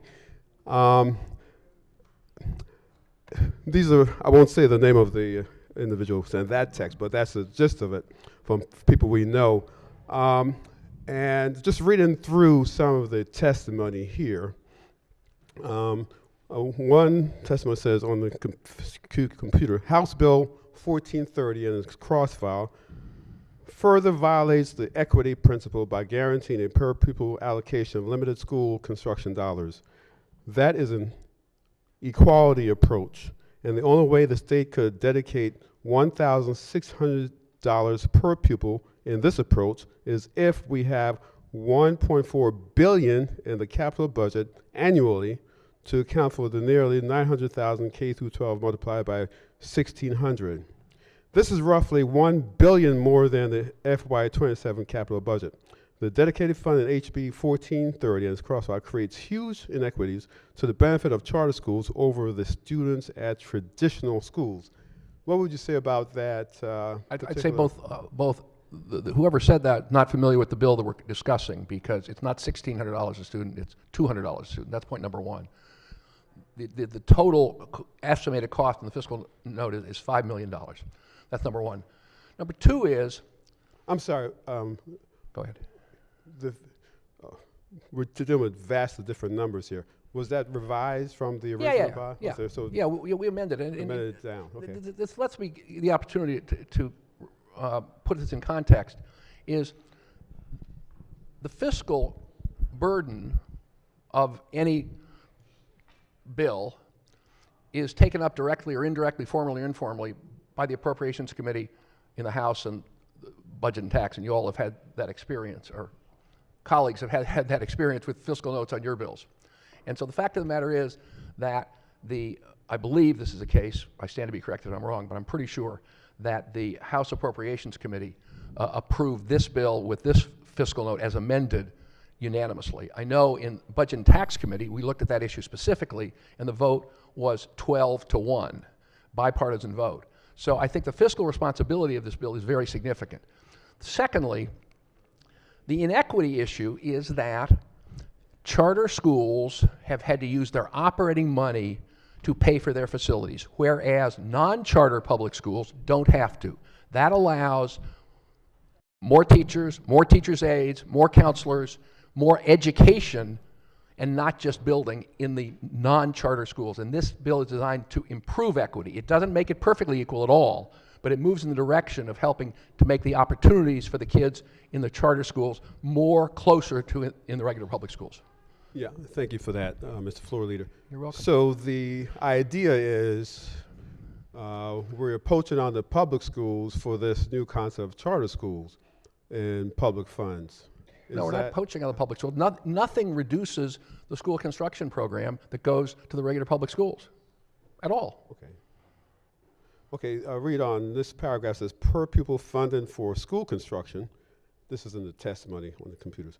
Per pupil funding for school construction is also flawed because it would never yield the dollars necessary to complete major projects. Many projects are subject to fixed costs, whether the school is served by 100 students or 2,000 students. HVAC systems, new roofs, safety upgrades are rarely variable based on the number of students served, and so capital funding on projects is inherently different than the per pupil funding for operating funds.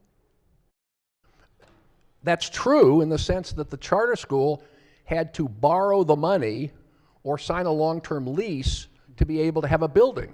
They've already taken on those costs. All this does is help reduce the amount of money that's taken away from the classroom in the current system. So where does the money come from to help the charter schools? It comes from exactly under this bill. In this bill, the same way public school funding comes in general from the state. From the state. So it will not have an impact on public school monies available for public school. Okay. Absolutely not. Well, these educational leaders in the state say differ with that analysis. Well, that's not the way the bill is written, and that's not the way the bill reads as amended. And so a lot of people interpret it that way because our taxpayer dollars are limited. And so if it's coming from taxpayers, basically, it will violate that principle of really providing maximum state support to public schools. Now, I'm in favor of all type of education. Parents should have a choice where they send their children. Our main responsibility as legislators and the state is to make sure public schools are fully viable and fully funded. And the view of many professionals in this field is that this legislation will drain funds from the taxpayer dollars, funds that should be available for the blueprint and other state initiatives to do another type of schooling. Now, personally, I believe parents should have choice to send their children anywhere and everywhere they choose, including homeschooling. But we, as a state, have a responsibility to make our public schools very, very strong. And many people believe this bill will poach on that particular responsibility of the state. How would you respond to that, Mr. They're Floor wrong. Leader?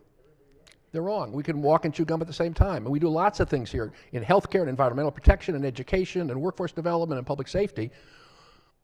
That's what we do all the time. And the fact that the fiscal committees in both houses who have the responsibility to make sure stuff adds up, and as the chair of Budget and Tax would say, make sure we don't have a deficit, in both cases, they've said this is fiscally responsible. Yeah, okay. And one last paragraph in this testimony on the floor system. It says, as noted, charter schools are oftentimes eligible under the current process. This bill would move charter schools to the front of the line ahead of any other school construction project. That's not true. It just is not true. And in fact, I had a discussion about this with the chief of staff for the Baltimore City school system, and I asked her about that in terms of how it works in Baltimore City.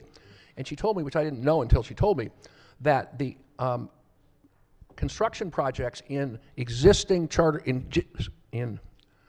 schools that are in LEA-owned buildings. What's LEA for the local education agency? The Baltimore. I apologize. No problem. The Baltimore City Public Schools. That those are decided centrally, and it's not up to the charter school to decide. And so they tell you we're going to replace the roof or we're not going to replace the roof. In the case of charter schools, they're responsible right now for fixing the roof. They who? The charter school financially, and the charters take that out of their operating money, which is not what happens in the regular public schools. That's the inequity that we're trying to resolve. So under this bill, as currently written, before it's amended, before this bill is amended, and hopefully it's approved, so this bill would put the responsibility on state tax dollars, taking money away from public schools to fix that roof. No. And basically, charter schools have generally less students per square footage than public school. So there that equity kind of thing comes in. That was mentioned earlier. I don't know the layout of all the charter schools in the state, so I don't know about the square footage. I'm sorry, I didn't understand. I don't know the layout of all the charter schools in the state, so I don't know what the square footage is. Yeah, okay. Okay.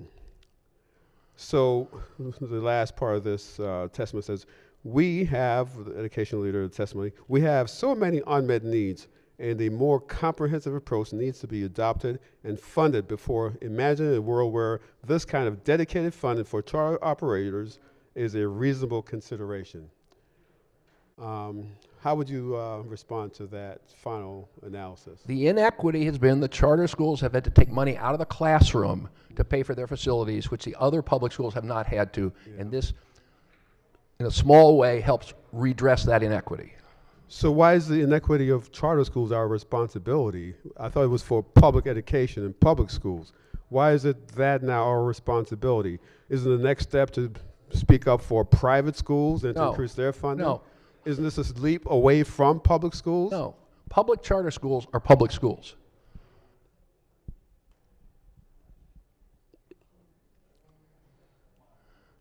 My friend? I'm listening. Go ahead. No, really. No, that's it. I got nothing more to say. You got nothing more to say. Okay. So, okay. Thank you, Mr. President. Thank you. Appreciate that. All right. Question is President? on the favorable committee report. Yeah, Yes. why don't we do the favorable committee report and then Question I is will on the lead 'em favorable out. committee report as amended. Any discussion, any objections to the report? Without objection, the favorable committee report is adopted.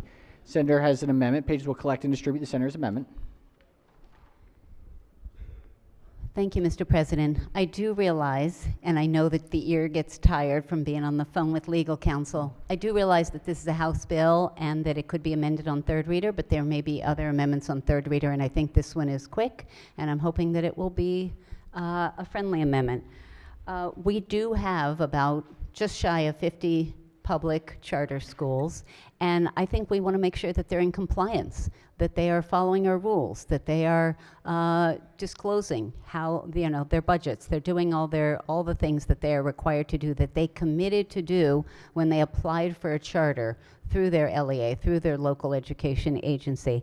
And this just says that a public charter school is only eligible for this funding if they are in compliance with the charter that they themselves submitted and was approved. So I move adoption of the amendment. All right, the Senator from Montgomery County has moved the amendment. Before we hear from the floor leader, we hear from the chair of judicial proceedings.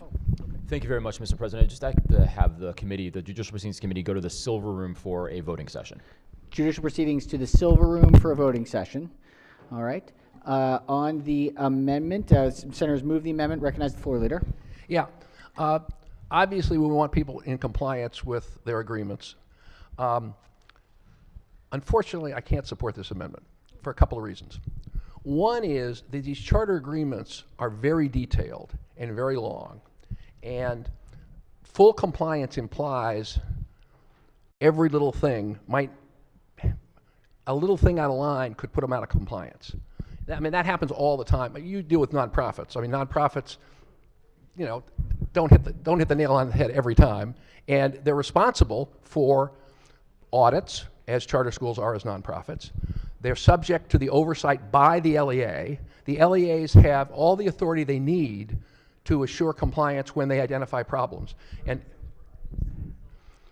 it would also be burdensome for IAC to get in the business of, and I had this conversation actually with the director of the IAC, that they do not have experience with charters. They do have experience with money, but for them to have to analyze exactly a 200-page agreement is burdensome, not going to work. But the second point I want to make is that, and this is particularly true in a couple of our jurisdictions, there have been very contentious relationships between the LEA and a bunch of charters, very contentious, that have ended up with the State Board of Education having to intervene, having to make decisions, and then most recently done regulations.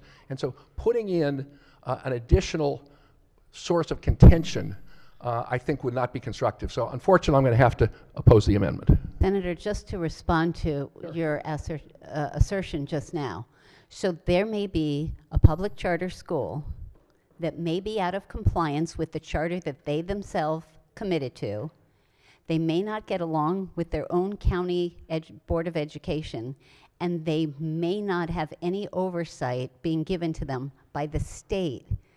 And yet we're going to give them a check for capital improvements that they're already supposed to be paying for out of their per pupil allotment, just the same way our traditional public schools are, because they pay for a whole bunch of stuff, not just operating, but they also pay for capital improvements through their almost $10,000 per student per year. And the public charter schools could be doing the same, and yet they're jumping the line, they're standing in front of, I'm just going to keep saying it again, ahead of Wooten High School and all the other great schools that have been waiting for years and needing to close their doors, while the charter schools just get a check, thank you very much, whether or not they are in compliance with their own charter. I have a problem with that. Well, I disagree, because the LEA has a responsibility to make sure that the charter is in compliance. They have the tools right now to do it, and when they find folks are not in compliance, they act, and they can take away the charter, and that happens. So there's no need to add this provision where full compliance is not defined in state law, it's not defined in regulations. It creates a level of uncertainty and conflict that will not help kids. Okay, I'm going to do one more time here. Okay. Full compliance, I don't think it has to be in state law. This is a charter, it's a contract. And so I think we should be able to count on the institutions that are educating our children when they submit a contract and sign a contract. Right. I think we should be able to count on them complying with it. And this is a very simple amendment that simply says, Mr. President, if a public charter school is in full compliance with the terms of the charter agreement, Then the Interagency Commission on School Construction shall distribute the funds to the public charter school for the maintenance and operation of the public charter school facilities. It just says they have to comply with their own rules that they've already committed to. I think this is really reasonable, and I'm gonna push for this, Mr. President. I think we have an obligation to spend taxpayer money wisely, and if we're creating a new program for $5 million of taxpayer money while other traditional public schools are gone waiting and have to stand in line, I think it's not okay. At the very least, we should be able to count on them to make sure they're in compliance with the rules they pledged to support. I move adoption of the amendment and ask for a recorded vote. All right, on the amendment, any further on the amendment? Representative Senator from the 20th District on the amendment. Yeah, thank you, Mr. President.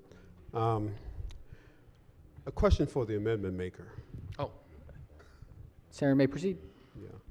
Yes, sir.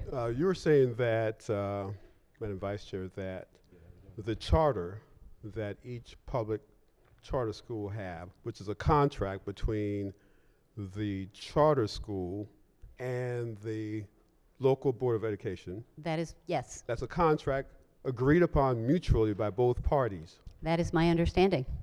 Okay. And is that for all the public charter schools in the state of Maryland? That is indeed what I understand. Okay. And so your amendment, does it address a real situation where a certain, could be one or several charter schools are not in compliance through their operations with their charter? My understanding is that there is at least one that is not in compliance today, and there is another one that it may or may not be public yet that is not in compliance, and those issues have arisen somewhat recently. What are some of the areas of non-compliance that you might be aware of? I think you got me there. I don't want to speak past my my bounds of knowledge here. Okay. And so we have, but they are in non-compliance, certain charters. Yes. And I'm aware of some also. Yes, that I'm are sure not you are. in compliance. Yes. Yes. And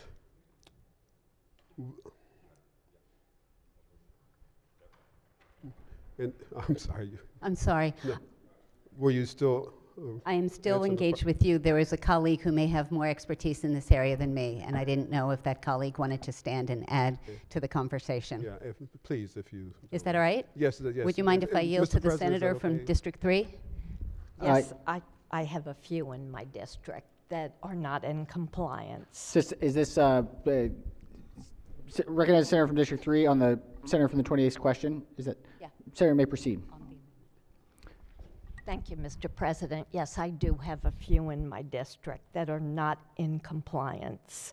And one was on probation twice. Senator, what are you aware of the nature of some of the violations that put them in a non-compliant status? One school had multiple problems that were very publicly covered, but I don't recall specifically what they were. I could get you more information. I just know the names of the schools, which I would prefer not to announce publicly, but I do have them. Understand, but that is certified non-compliance? Yes. Okay. And are those schools have enrolled students? Yes. Currently? Yes. Yeah, okay. And do you believe those students are receiving a quality education and I can't judge that. in operations that are non-compliant? Okay. If the senator from District 3 would yield for a second. One of the reasons that some of the charter schools close or have a steep decline in student population is the families, the students, the parents aren't seeing the academic and performance outcomes that they had hoped by going to a public charter school. And so they are leaving the school in droves, and they're kind of voting with their feet. And that means with their enrollment, which means they're taking almost $10,000 with them each year when they leave to go back to a local public school or some other educational institution. What does that mean? They're taking around 10,000 with them? The enrollment at each school, each public school, is almost $10,000 that comes from the state to that is based on per pupil enrollment. So if there are 250 students in a public charter school, they get a bunch of money, and if they are only 100 students, they get a whole bunch less. Okay. And so you're saying, you mentioned something about some of these charter schools have failed and closed already Yes. in the state of Maryland. Public charter schools. Correct. Okay. And so the investment the public made in those schools went where? I think the senator from District 21, the floor leader and the sponsor of the cross-file bill, talked about, I mean, sometimes the state does invest in things that don't succeed. It's just unfortunate when it's on the backs of our students. Okay. And so, final question for you, Please. Ms. Amendment Maker. So, I support this amendment as far as responsibility of individuals who use state funds to really be in compliance with their charter. And obviously you feel the same.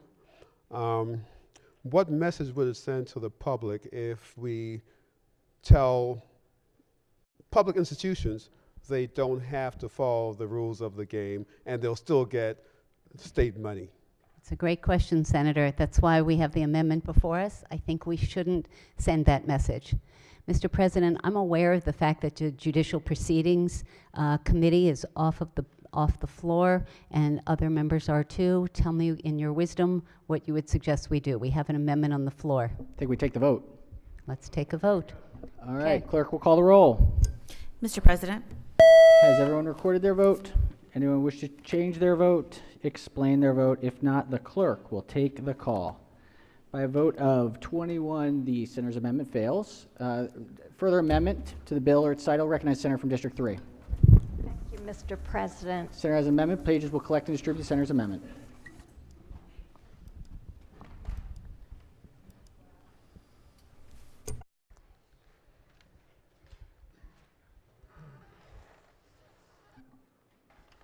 Senator may explain the amendment. Thank you, Mr. President. I'm hoping you will consider this a friendly amendment. I certainly think it's a compromise amendment. We've heard a lot of concern about a potential brand new funding stream that's a real parallel system to the one we have, and that it bypasses our traditional needs-based funding. So in order to protect our investments as a state in our traditional public schools, I am going to recommend that we add a sunset provision that lapses the program if Maryland does not receive federal state charter school facilities incentive grants. That way, if we continue with this bill, we would be more dependent on federal dollars, and if for some reason we don't receive them, the bill would, or this program would sunset. So I move this amendment. All right, senators, move the amendment. Let's hear from the floor leader. I really appreciate the sponsor providing me with the amendment and explaining the rationale before the amendment. She also did that in committee, wasn't able to offer it in committee, but explained it. Here's the problem. There is this federal program that we may be able to get access to that will reduce the fiscal note from the $5 million, but we can't count on it. And so we want to go after it. If we get it, great, but we don't want to sunset the program because people in Washington don't want to give us money. So I strongly oppose the amendment. All right, on the amendment, any further discussion? If not, all in favor of the amendment say aye. Opposed, nay. Nays have it. Senator's amendment fails. Are there any further amendments to the bill or its title? Seeing none, House Bill 1430 is ordered passed for third reading. Let's go to the special order calendar number 86. Clerk, read the bill.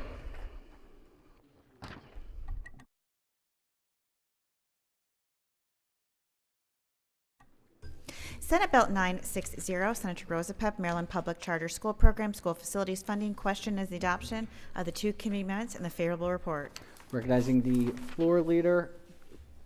I think we've done the floor report. This is on the 2 committee amendments. Question is, any further discussion of the amendments? Any objection to the amendments? Without objection, the 2 committee amendments are adopted. Question now is on the amended report. Any discussion?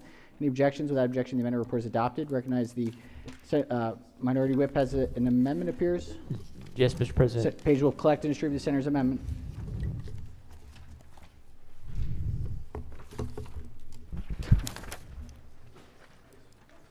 Yeah, I wanted to. Senator can explain the amendment. Thank you, Mr. President. I actually legitimately wanted to co-sponsor this before it was filed and didn't have a chance, so I was asked to be a co-sponsor. Thank you. All right. Any objections? Without objection, the amendment is adopted. Any further amendments to the bill or its title? Yes. Yes. I recognize the I have an senator has amendment. amendment. Page will collect and distribute the senator's amendment. This amendment was included in the House version that we just passed. And what it says is that the IAC in its regulations needs to come up with a system where if in a school that is in an LEA-owned building and may get school construction money during the year, or gets it in the middle of the year, or thinks it's going to get it and then doesn't get it, they have to recoup the money if they got it, and they have to give them the money if they didn't get the money. Essentially, it's to avoid double dipping, and it just is real clear. And we work this out with the IAC so they can do regulations to avoid double dipping. I move the amendment. Senator moves the amendment. Any objections to the amendment? Without objection, the amendment is adopted. Any further amendments to the bill or its title? Seeing none, Senate Bill 960 is hereby finally ordered to printed for 3rd reading. Let's get on to something else. Special Order 80. Special Order 80. Clerk will read the bill.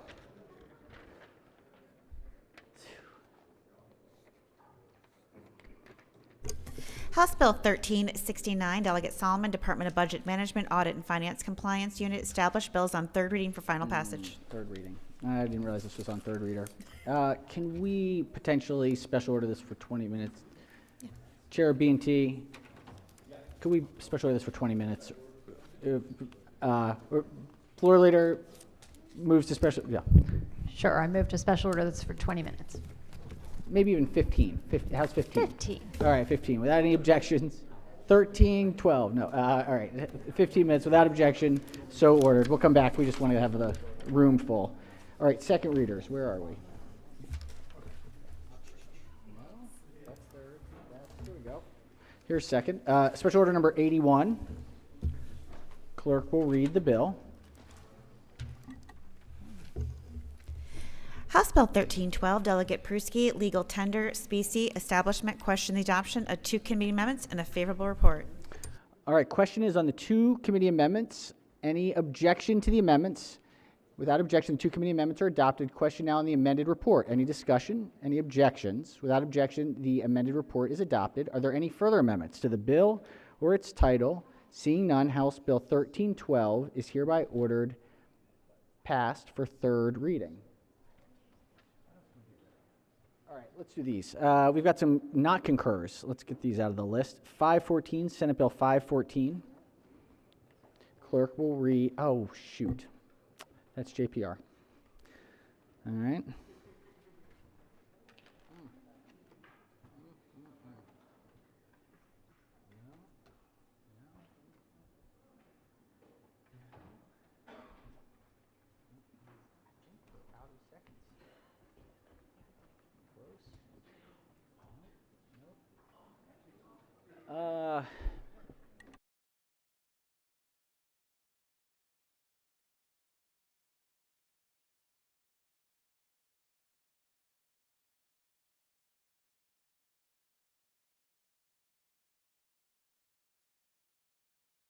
All right, let's do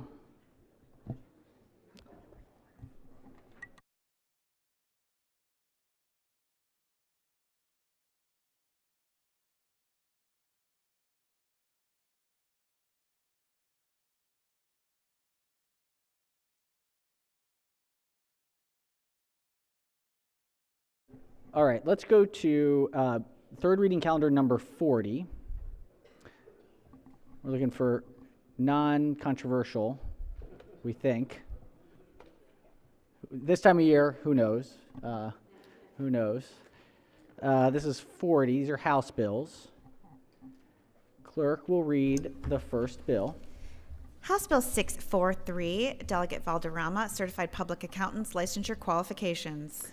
House Bill 643 is on third reading for final passage. If we could just ask the members who are not present for voting if they could be moved, marked as excused. Please, Madam Clerk. All right, third reading, final passage. The clerk will call the roll. Mr. President. Has everyone recorded their vote? Anyone wish to change their vote? Explain their vote. If not, the clerk will take the call. With 33, I think, votes in the affirmative, House Bill 643 have received a constitutional majority. Is declared passed. Clerk, read the next bill. House Bill 648, Chair, Environment Transportation Committee, Office of Home Energy Programs, Uniform Redetermination Process, H. House Bill 648 is on third reading for final passage. Any discussion? If not, clerk will call the roll. Mr. President. Has everyone recorded their vote? Anyone wish to change their vote? Explain their vote. If not, the clerk will take the call. 33 votes in the affirmative. House Bill 648 have received a constitutional majority. Is declared passed. Clerk will read the next bill. House Bill 721, Delegate Patterson, Uniformed Services Spouses Act. House Bill 721 is on third reading, final passage. Any discussion? If not, clerk will call the roll. Mr. President. Has everyone recorded their vote? Anyone wish to change their vote? Explain their vote. If not, the clerk will take the call. With 33. Nope. 32 votes in the affirmative. House Bill 721 have received a constitutional majority. Is declared passed. Clerk will read the next bill. House Bill 861, Delegate Kaiser, Department of Information Technology, Statewide Information Technology Master Plan Reporting. All right. House Bill 861 is on third reading, final passage. Any discussion? If not, clerk will call the roll. Mr. President.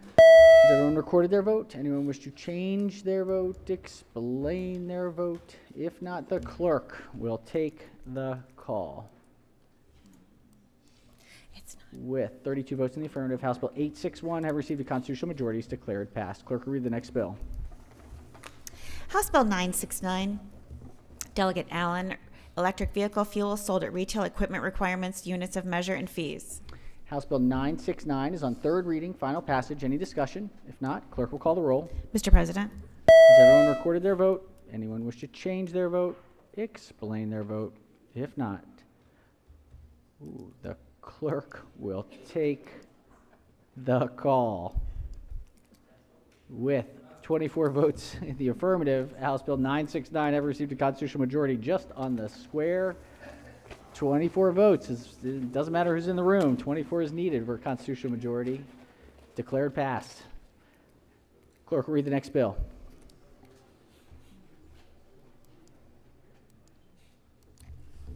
House Bill 1185, Prince George's County, Montgomery County Delegation, Washington Suburban Sanitary Commission, Personnel Management, Appeals of Disciplinary Suspensions. House Bill 1185 is on third reading, final passage. Any discussion?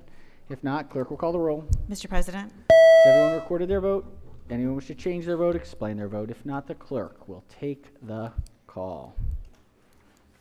With 33 votes in the affirmative, House Bill 1185 having received a constitutional majority is declared passed. Recognize the senator from District 12. Yeah, thank you, Mr. President. My button was locked out for 643, 648, 721, and 861, like to be recorded in the green. Senator, if you could just say one more time, 643, 648, 721, 861, Yeah. the first four, in the green. Yeah. Any objections? Without objection, so ordered. Senator from the 23rd. Thank you, Mr. President. I'd like to be recorded, go from red to green on House Bill 721. 721, red to green. Any objections? Without objection, so ordered.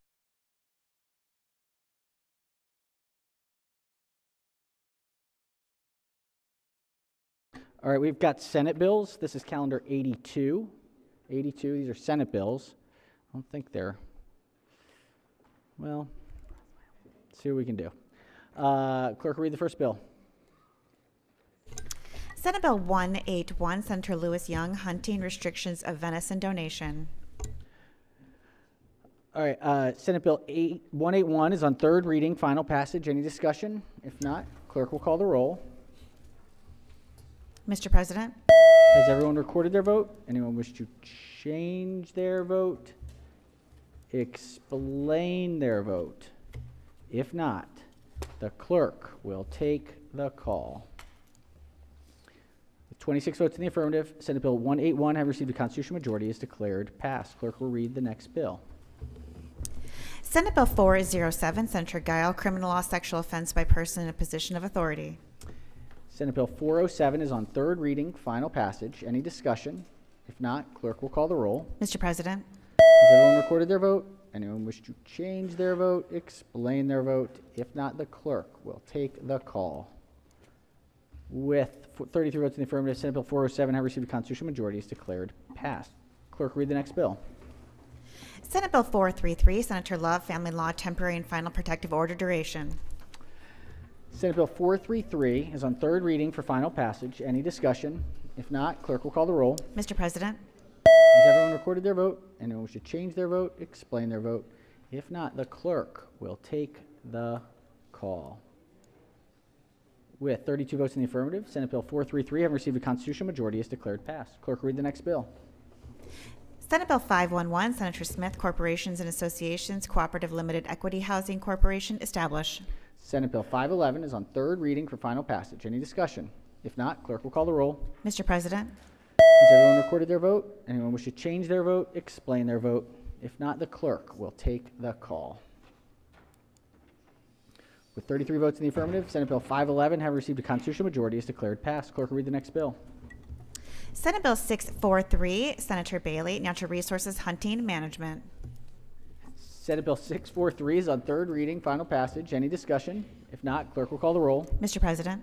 Has everyone recorded their vote? Anyone wish to change their vote? Explain their vote? If not, the clerk will take the call. 33 votes in the affirmative, Senate Bill 643 have received a constitutional majority is declared passed. Clerk will read the next bill. Senate Bill 940, Senator Henson, Environment Water Quality Testing Secondary Maximum Containment Levels Action Plan. Recognize the majority leader. Yes, Mr. President. Can I special order this until the end of the calendar today? Absolutely. Any objections? Without objection, so ordered. Clerk will read the next bill. Senate Bill 996, Senator Zucker, Family Law and Human Services Guardianship Assistance Program and State Foster Youth Ombudsman. Senate Bill 996 is on third reading for final passage. Any discussion? If not, clerk will call the roll. Mr. President. Has everyone recorded their vote? Anyone wish to change their vote? Explain their vote? If not, the clerk will take the call. With 33 votes in the affirmative, Senate Bill 996 have received a constitutional majority is declared passed. Yes, recognize the minority leader. Thank you, Mr. President. Vote change green to red on Senate Bill 181, please. Green to red on 181. Any objections? Without objection, so ordered.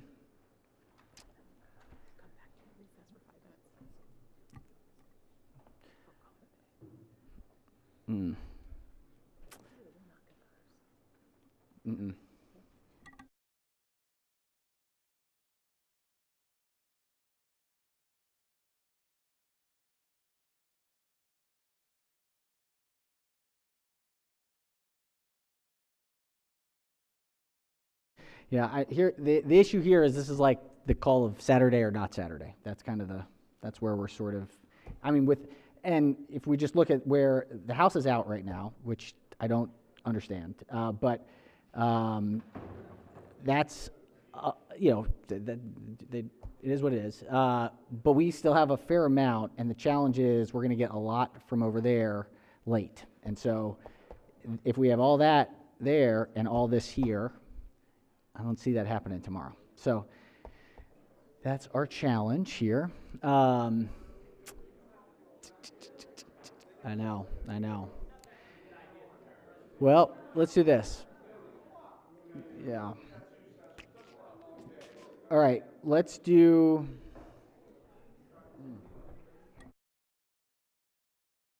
All right, these are fine. Fine enough. As fine as they're going to be. Let's go to calendar 33, third reading.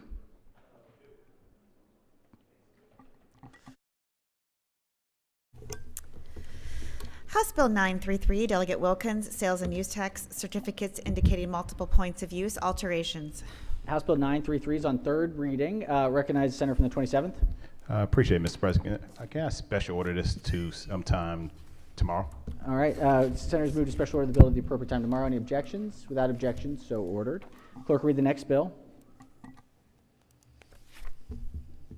House Bill 999, Delegate Clippinger, Alcoholic Beverages Class 9 Limited Distillery License Alteration.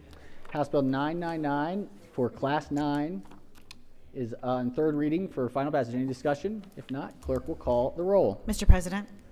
Has everyone recorded their vote? Anyone wish to change their vote, explain their vote? If not, the clerk will take the call. 33 votes in the affirmative. House Bill 999 have received a constitutional majority. Is declared passed. Clerk will read the next bill.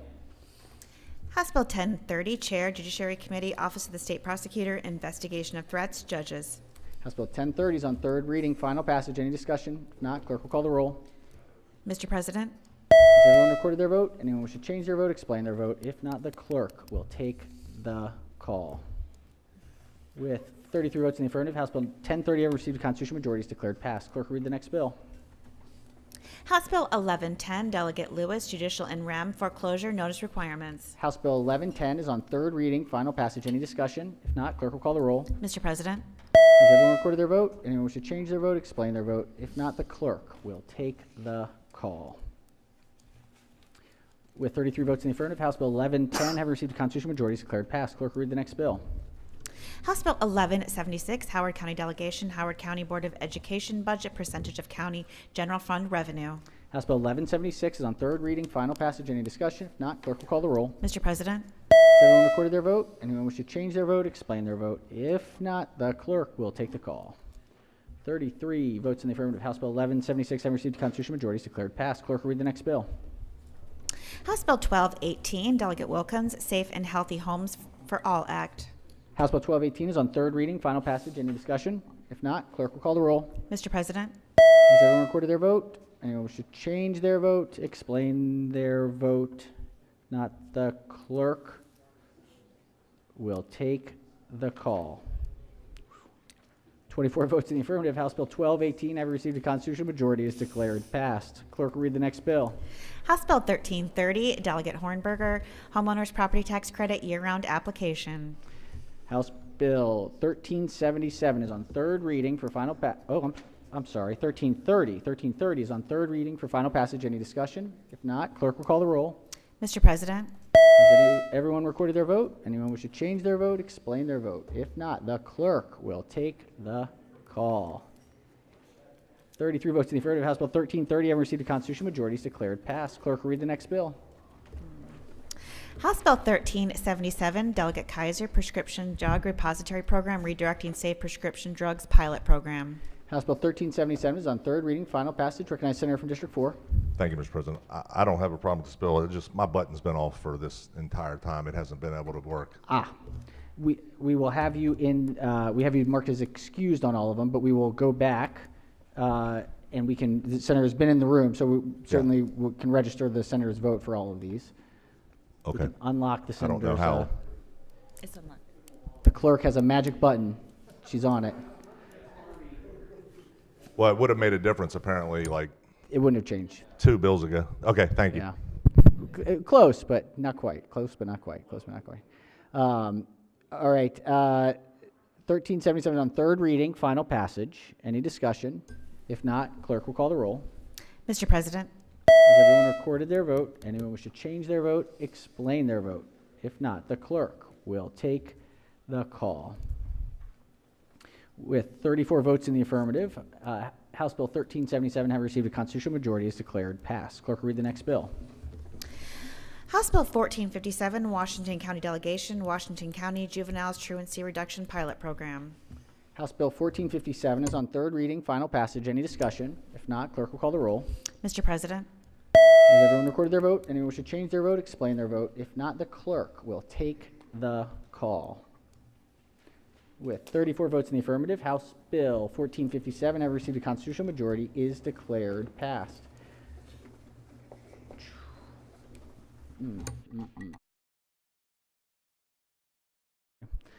Okay, let's see what we can do.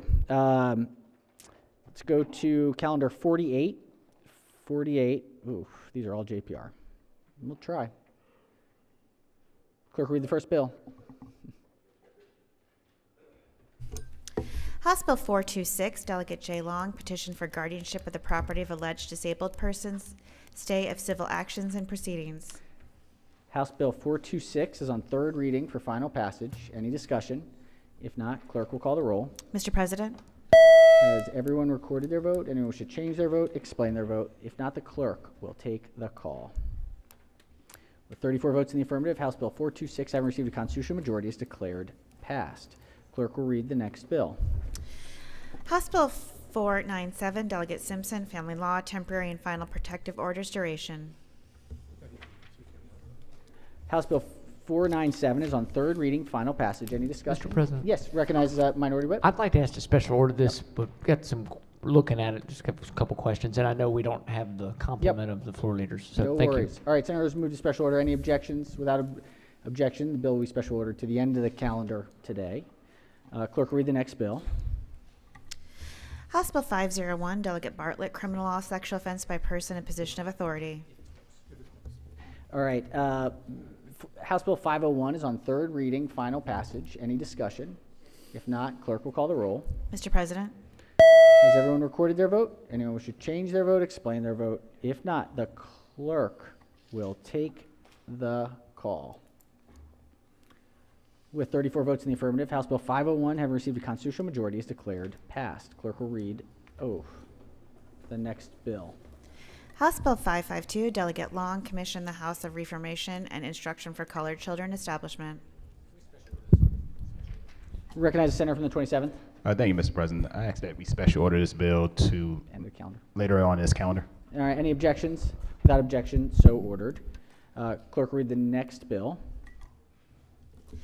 House Bill 573, Delegate Taveras, Fair Housing and Housing Discrimination, Regulations, Intent, and Discriminatory Effect. Recognize the President Pro Tem. Can we special order this till the end of the calendar? Special order without objection, so ordered. Just be clear, not substance. We got a committee out, so we're doing what we can. All right, let's see here. No.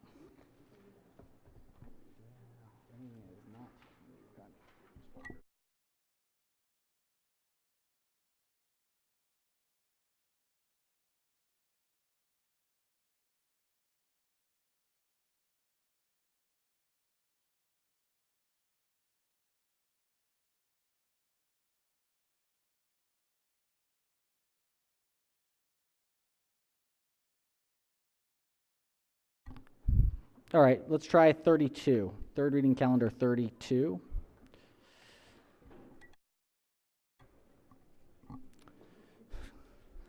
Clerk will read the first bill. House Bill 492, Chair of Judiciary Committee, Courtroom Security, Minimum Adequate Security Standard. So funny. I'm looking down the red. I'm like, good. Oh, no. All right. House Bill 492 is on third reading, final passage. Any discussion? Not. Clerk will call the roll. Mr. President? Has everyone recorded their vote? Anyone wish to change their vote? Explain their vote? If not, the clerk will take the call. With 34 votes in the affirmative, House Bill 492, having received a constitutional majority, is declared passed. Clerk will read the next bill. House Bill 532, Delegate Solomon, Employment Standards, Firefighters, Payment of Wages, and Payroll Information. House Bill 532 is on third reading for final passage. Any discussion? If not, clerk will call the roll. Mr. President?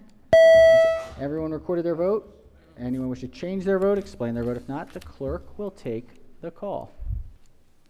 34 votes in the affirmative. House Bill 532, having received a constitutional majority, is declared passed. Clerk will read the next bill.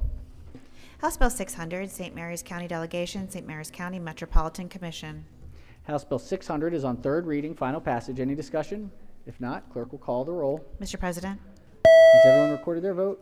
Anyone wish to change their vote, explain their vote? If not, the clerk will take the call.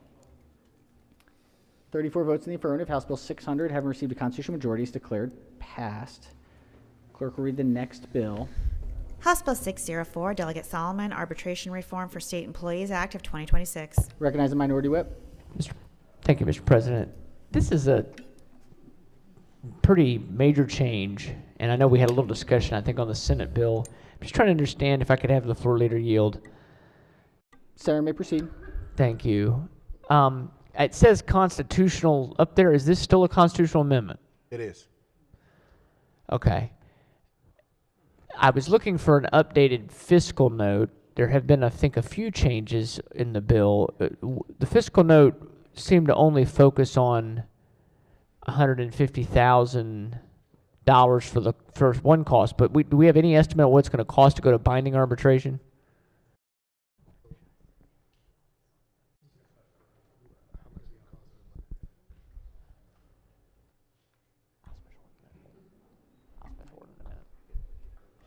I said, it depends on if they get the bond in arbitration. They may Right. never get the bond in arbitration. Okay. There may be some other questions about this before we do a final vote, and so I think I'm thinking it may want to be special ordered. So I'll go ahead and special order it for Monday night for tomorrow. Thank you, Mr. President. For tomorrow? Tomorrow? I think Oh. that might be a bit long, but appreciate the effort.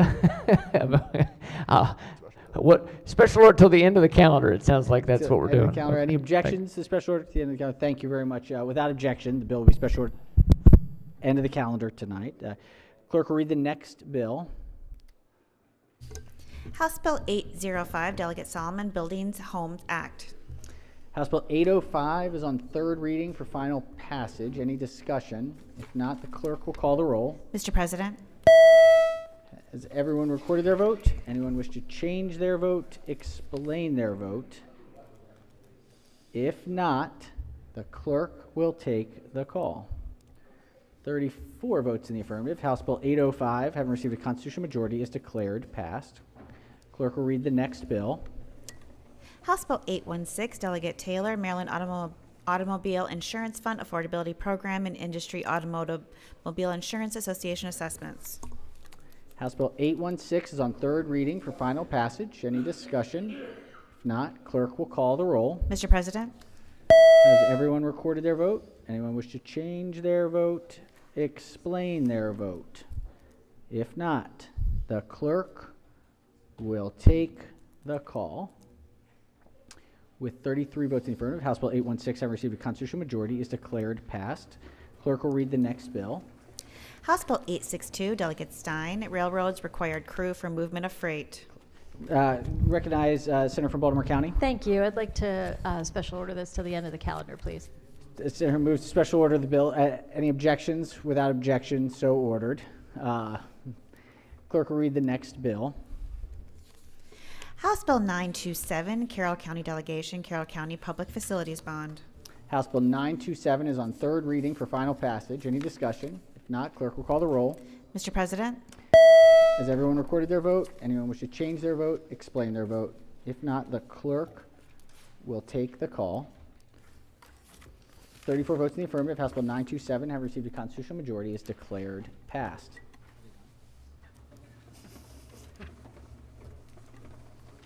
All right, let's go to this one. Let's try with 39.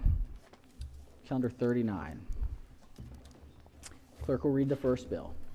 House Bill 254, Chair, Environment and Transportation Committee, Supporting Inclusive Community Adaptation Act. House Bill 254 is on third reading for final passage. Any discussion? If not, the clerk will call the roll. Mr. President, Has everyone recorded their vote? Anyone wish to change their vote, explain their vote? If not, the clerk will take the call. 24 votes in the affirmative. House Bill 254 have received a constitutional majority, is declared passed. Clerk will read the next bill. House Bill 439, Delegate Kaufman, Office of the Deaf and Hard of Hearing, and Maryland Advisory Council on Deaf and Hard of Hearing renaming. House Bill 439 is on third reading for final passage. Any discussion?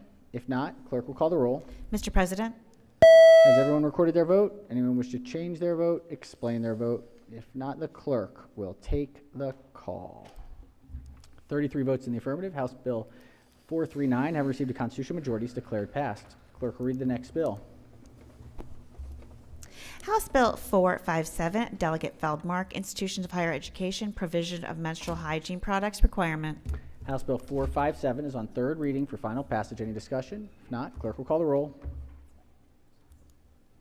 Mr. President, Has everyone recorded their vote? Anyone wish to change their vote? Explain their vote. If not, the clerk will take the call. 24 votes in the affirmative. House Bill 457, having received a constitutional majority, is declared passed. Clerk will read the next bill. House Bill 554, the Speaker, General Assembly, Legislative Committees, Renaming and Legislative Policy Committee Membership. House Bill 554 is on third reading for final passage. Any discussion? If not, clerk will call the roll. Mr. President, Has everyone recorded their vote? Anyone wish to change their vote? Explain their vote? If not, the clerk will take the call. 34 votes in the affirmative. House Bill 554, having received a constitutional majority, is declared passed. Clerk will read the next bill. House Bill 597, Montgomery County Delegation, Montgomery County Community Choice Aggregation Pilot Program. House Bill 597 is on third reading, final passage. Any discussion? If not, clerk will call the roll. Mr. President, Has everyone recorded their vote? Anyone wish to change their vote? Explain their vote? If not, the clerk will take the call. 25 votes in the affirmative. House Bill 597, having received a constitutional majority, is declared passed. Clerk will read the next bill. House Bill 635, Delegate Miller, Child Care Facilities Criminal History Records Check Requirement. House Bill 635 is on third reading, final passage. Any discussion? If not, the clerk will call the roll. Mr. President, Has everyone recorded their vote? Anyone wish to change their vote? Explain their vote? If not, the clerk will take the call. With 34 votes in the affirmative, House Bill 635, having received a constitutional majority, is declared passed.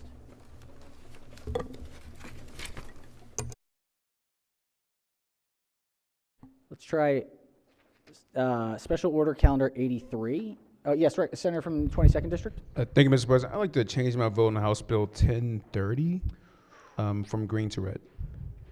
Ooh, might not be permitted depending which 1030, Madam Secretary. Okay, on 1030, it doesn't change the outcome of the vote. That's what we were double checking. Okay, perfect. Without objection, green to red, House Bill 1030. Without objection, so ordered. All right, we have Special Order Calendar.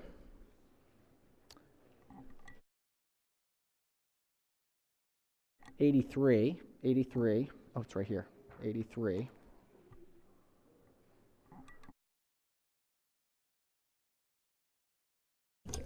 House Bill 718, Delegate Stewart, Information Technology, State and Higher Education Email Requirements. All right. House Bill 718 is on third reading for final passage. Any discussion? If not, the clerk will call the roll. Mr. President, Has everyone recorded their vote? Anyone wish to change their vote? Explain their vote? If not, the clerk will take the call. 34 votes in the affirmative. House Bill 718, having received a constitutional majority, is declared passed.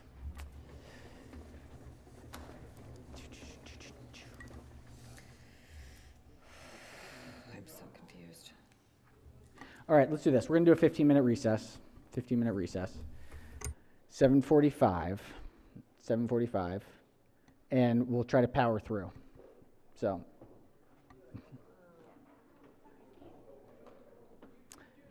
All right, recognize. Let's do recognize the majority leader. Yes, Mr. President, I move we stand in recess until 7:45. All right, without Promptly. objection, so ordered.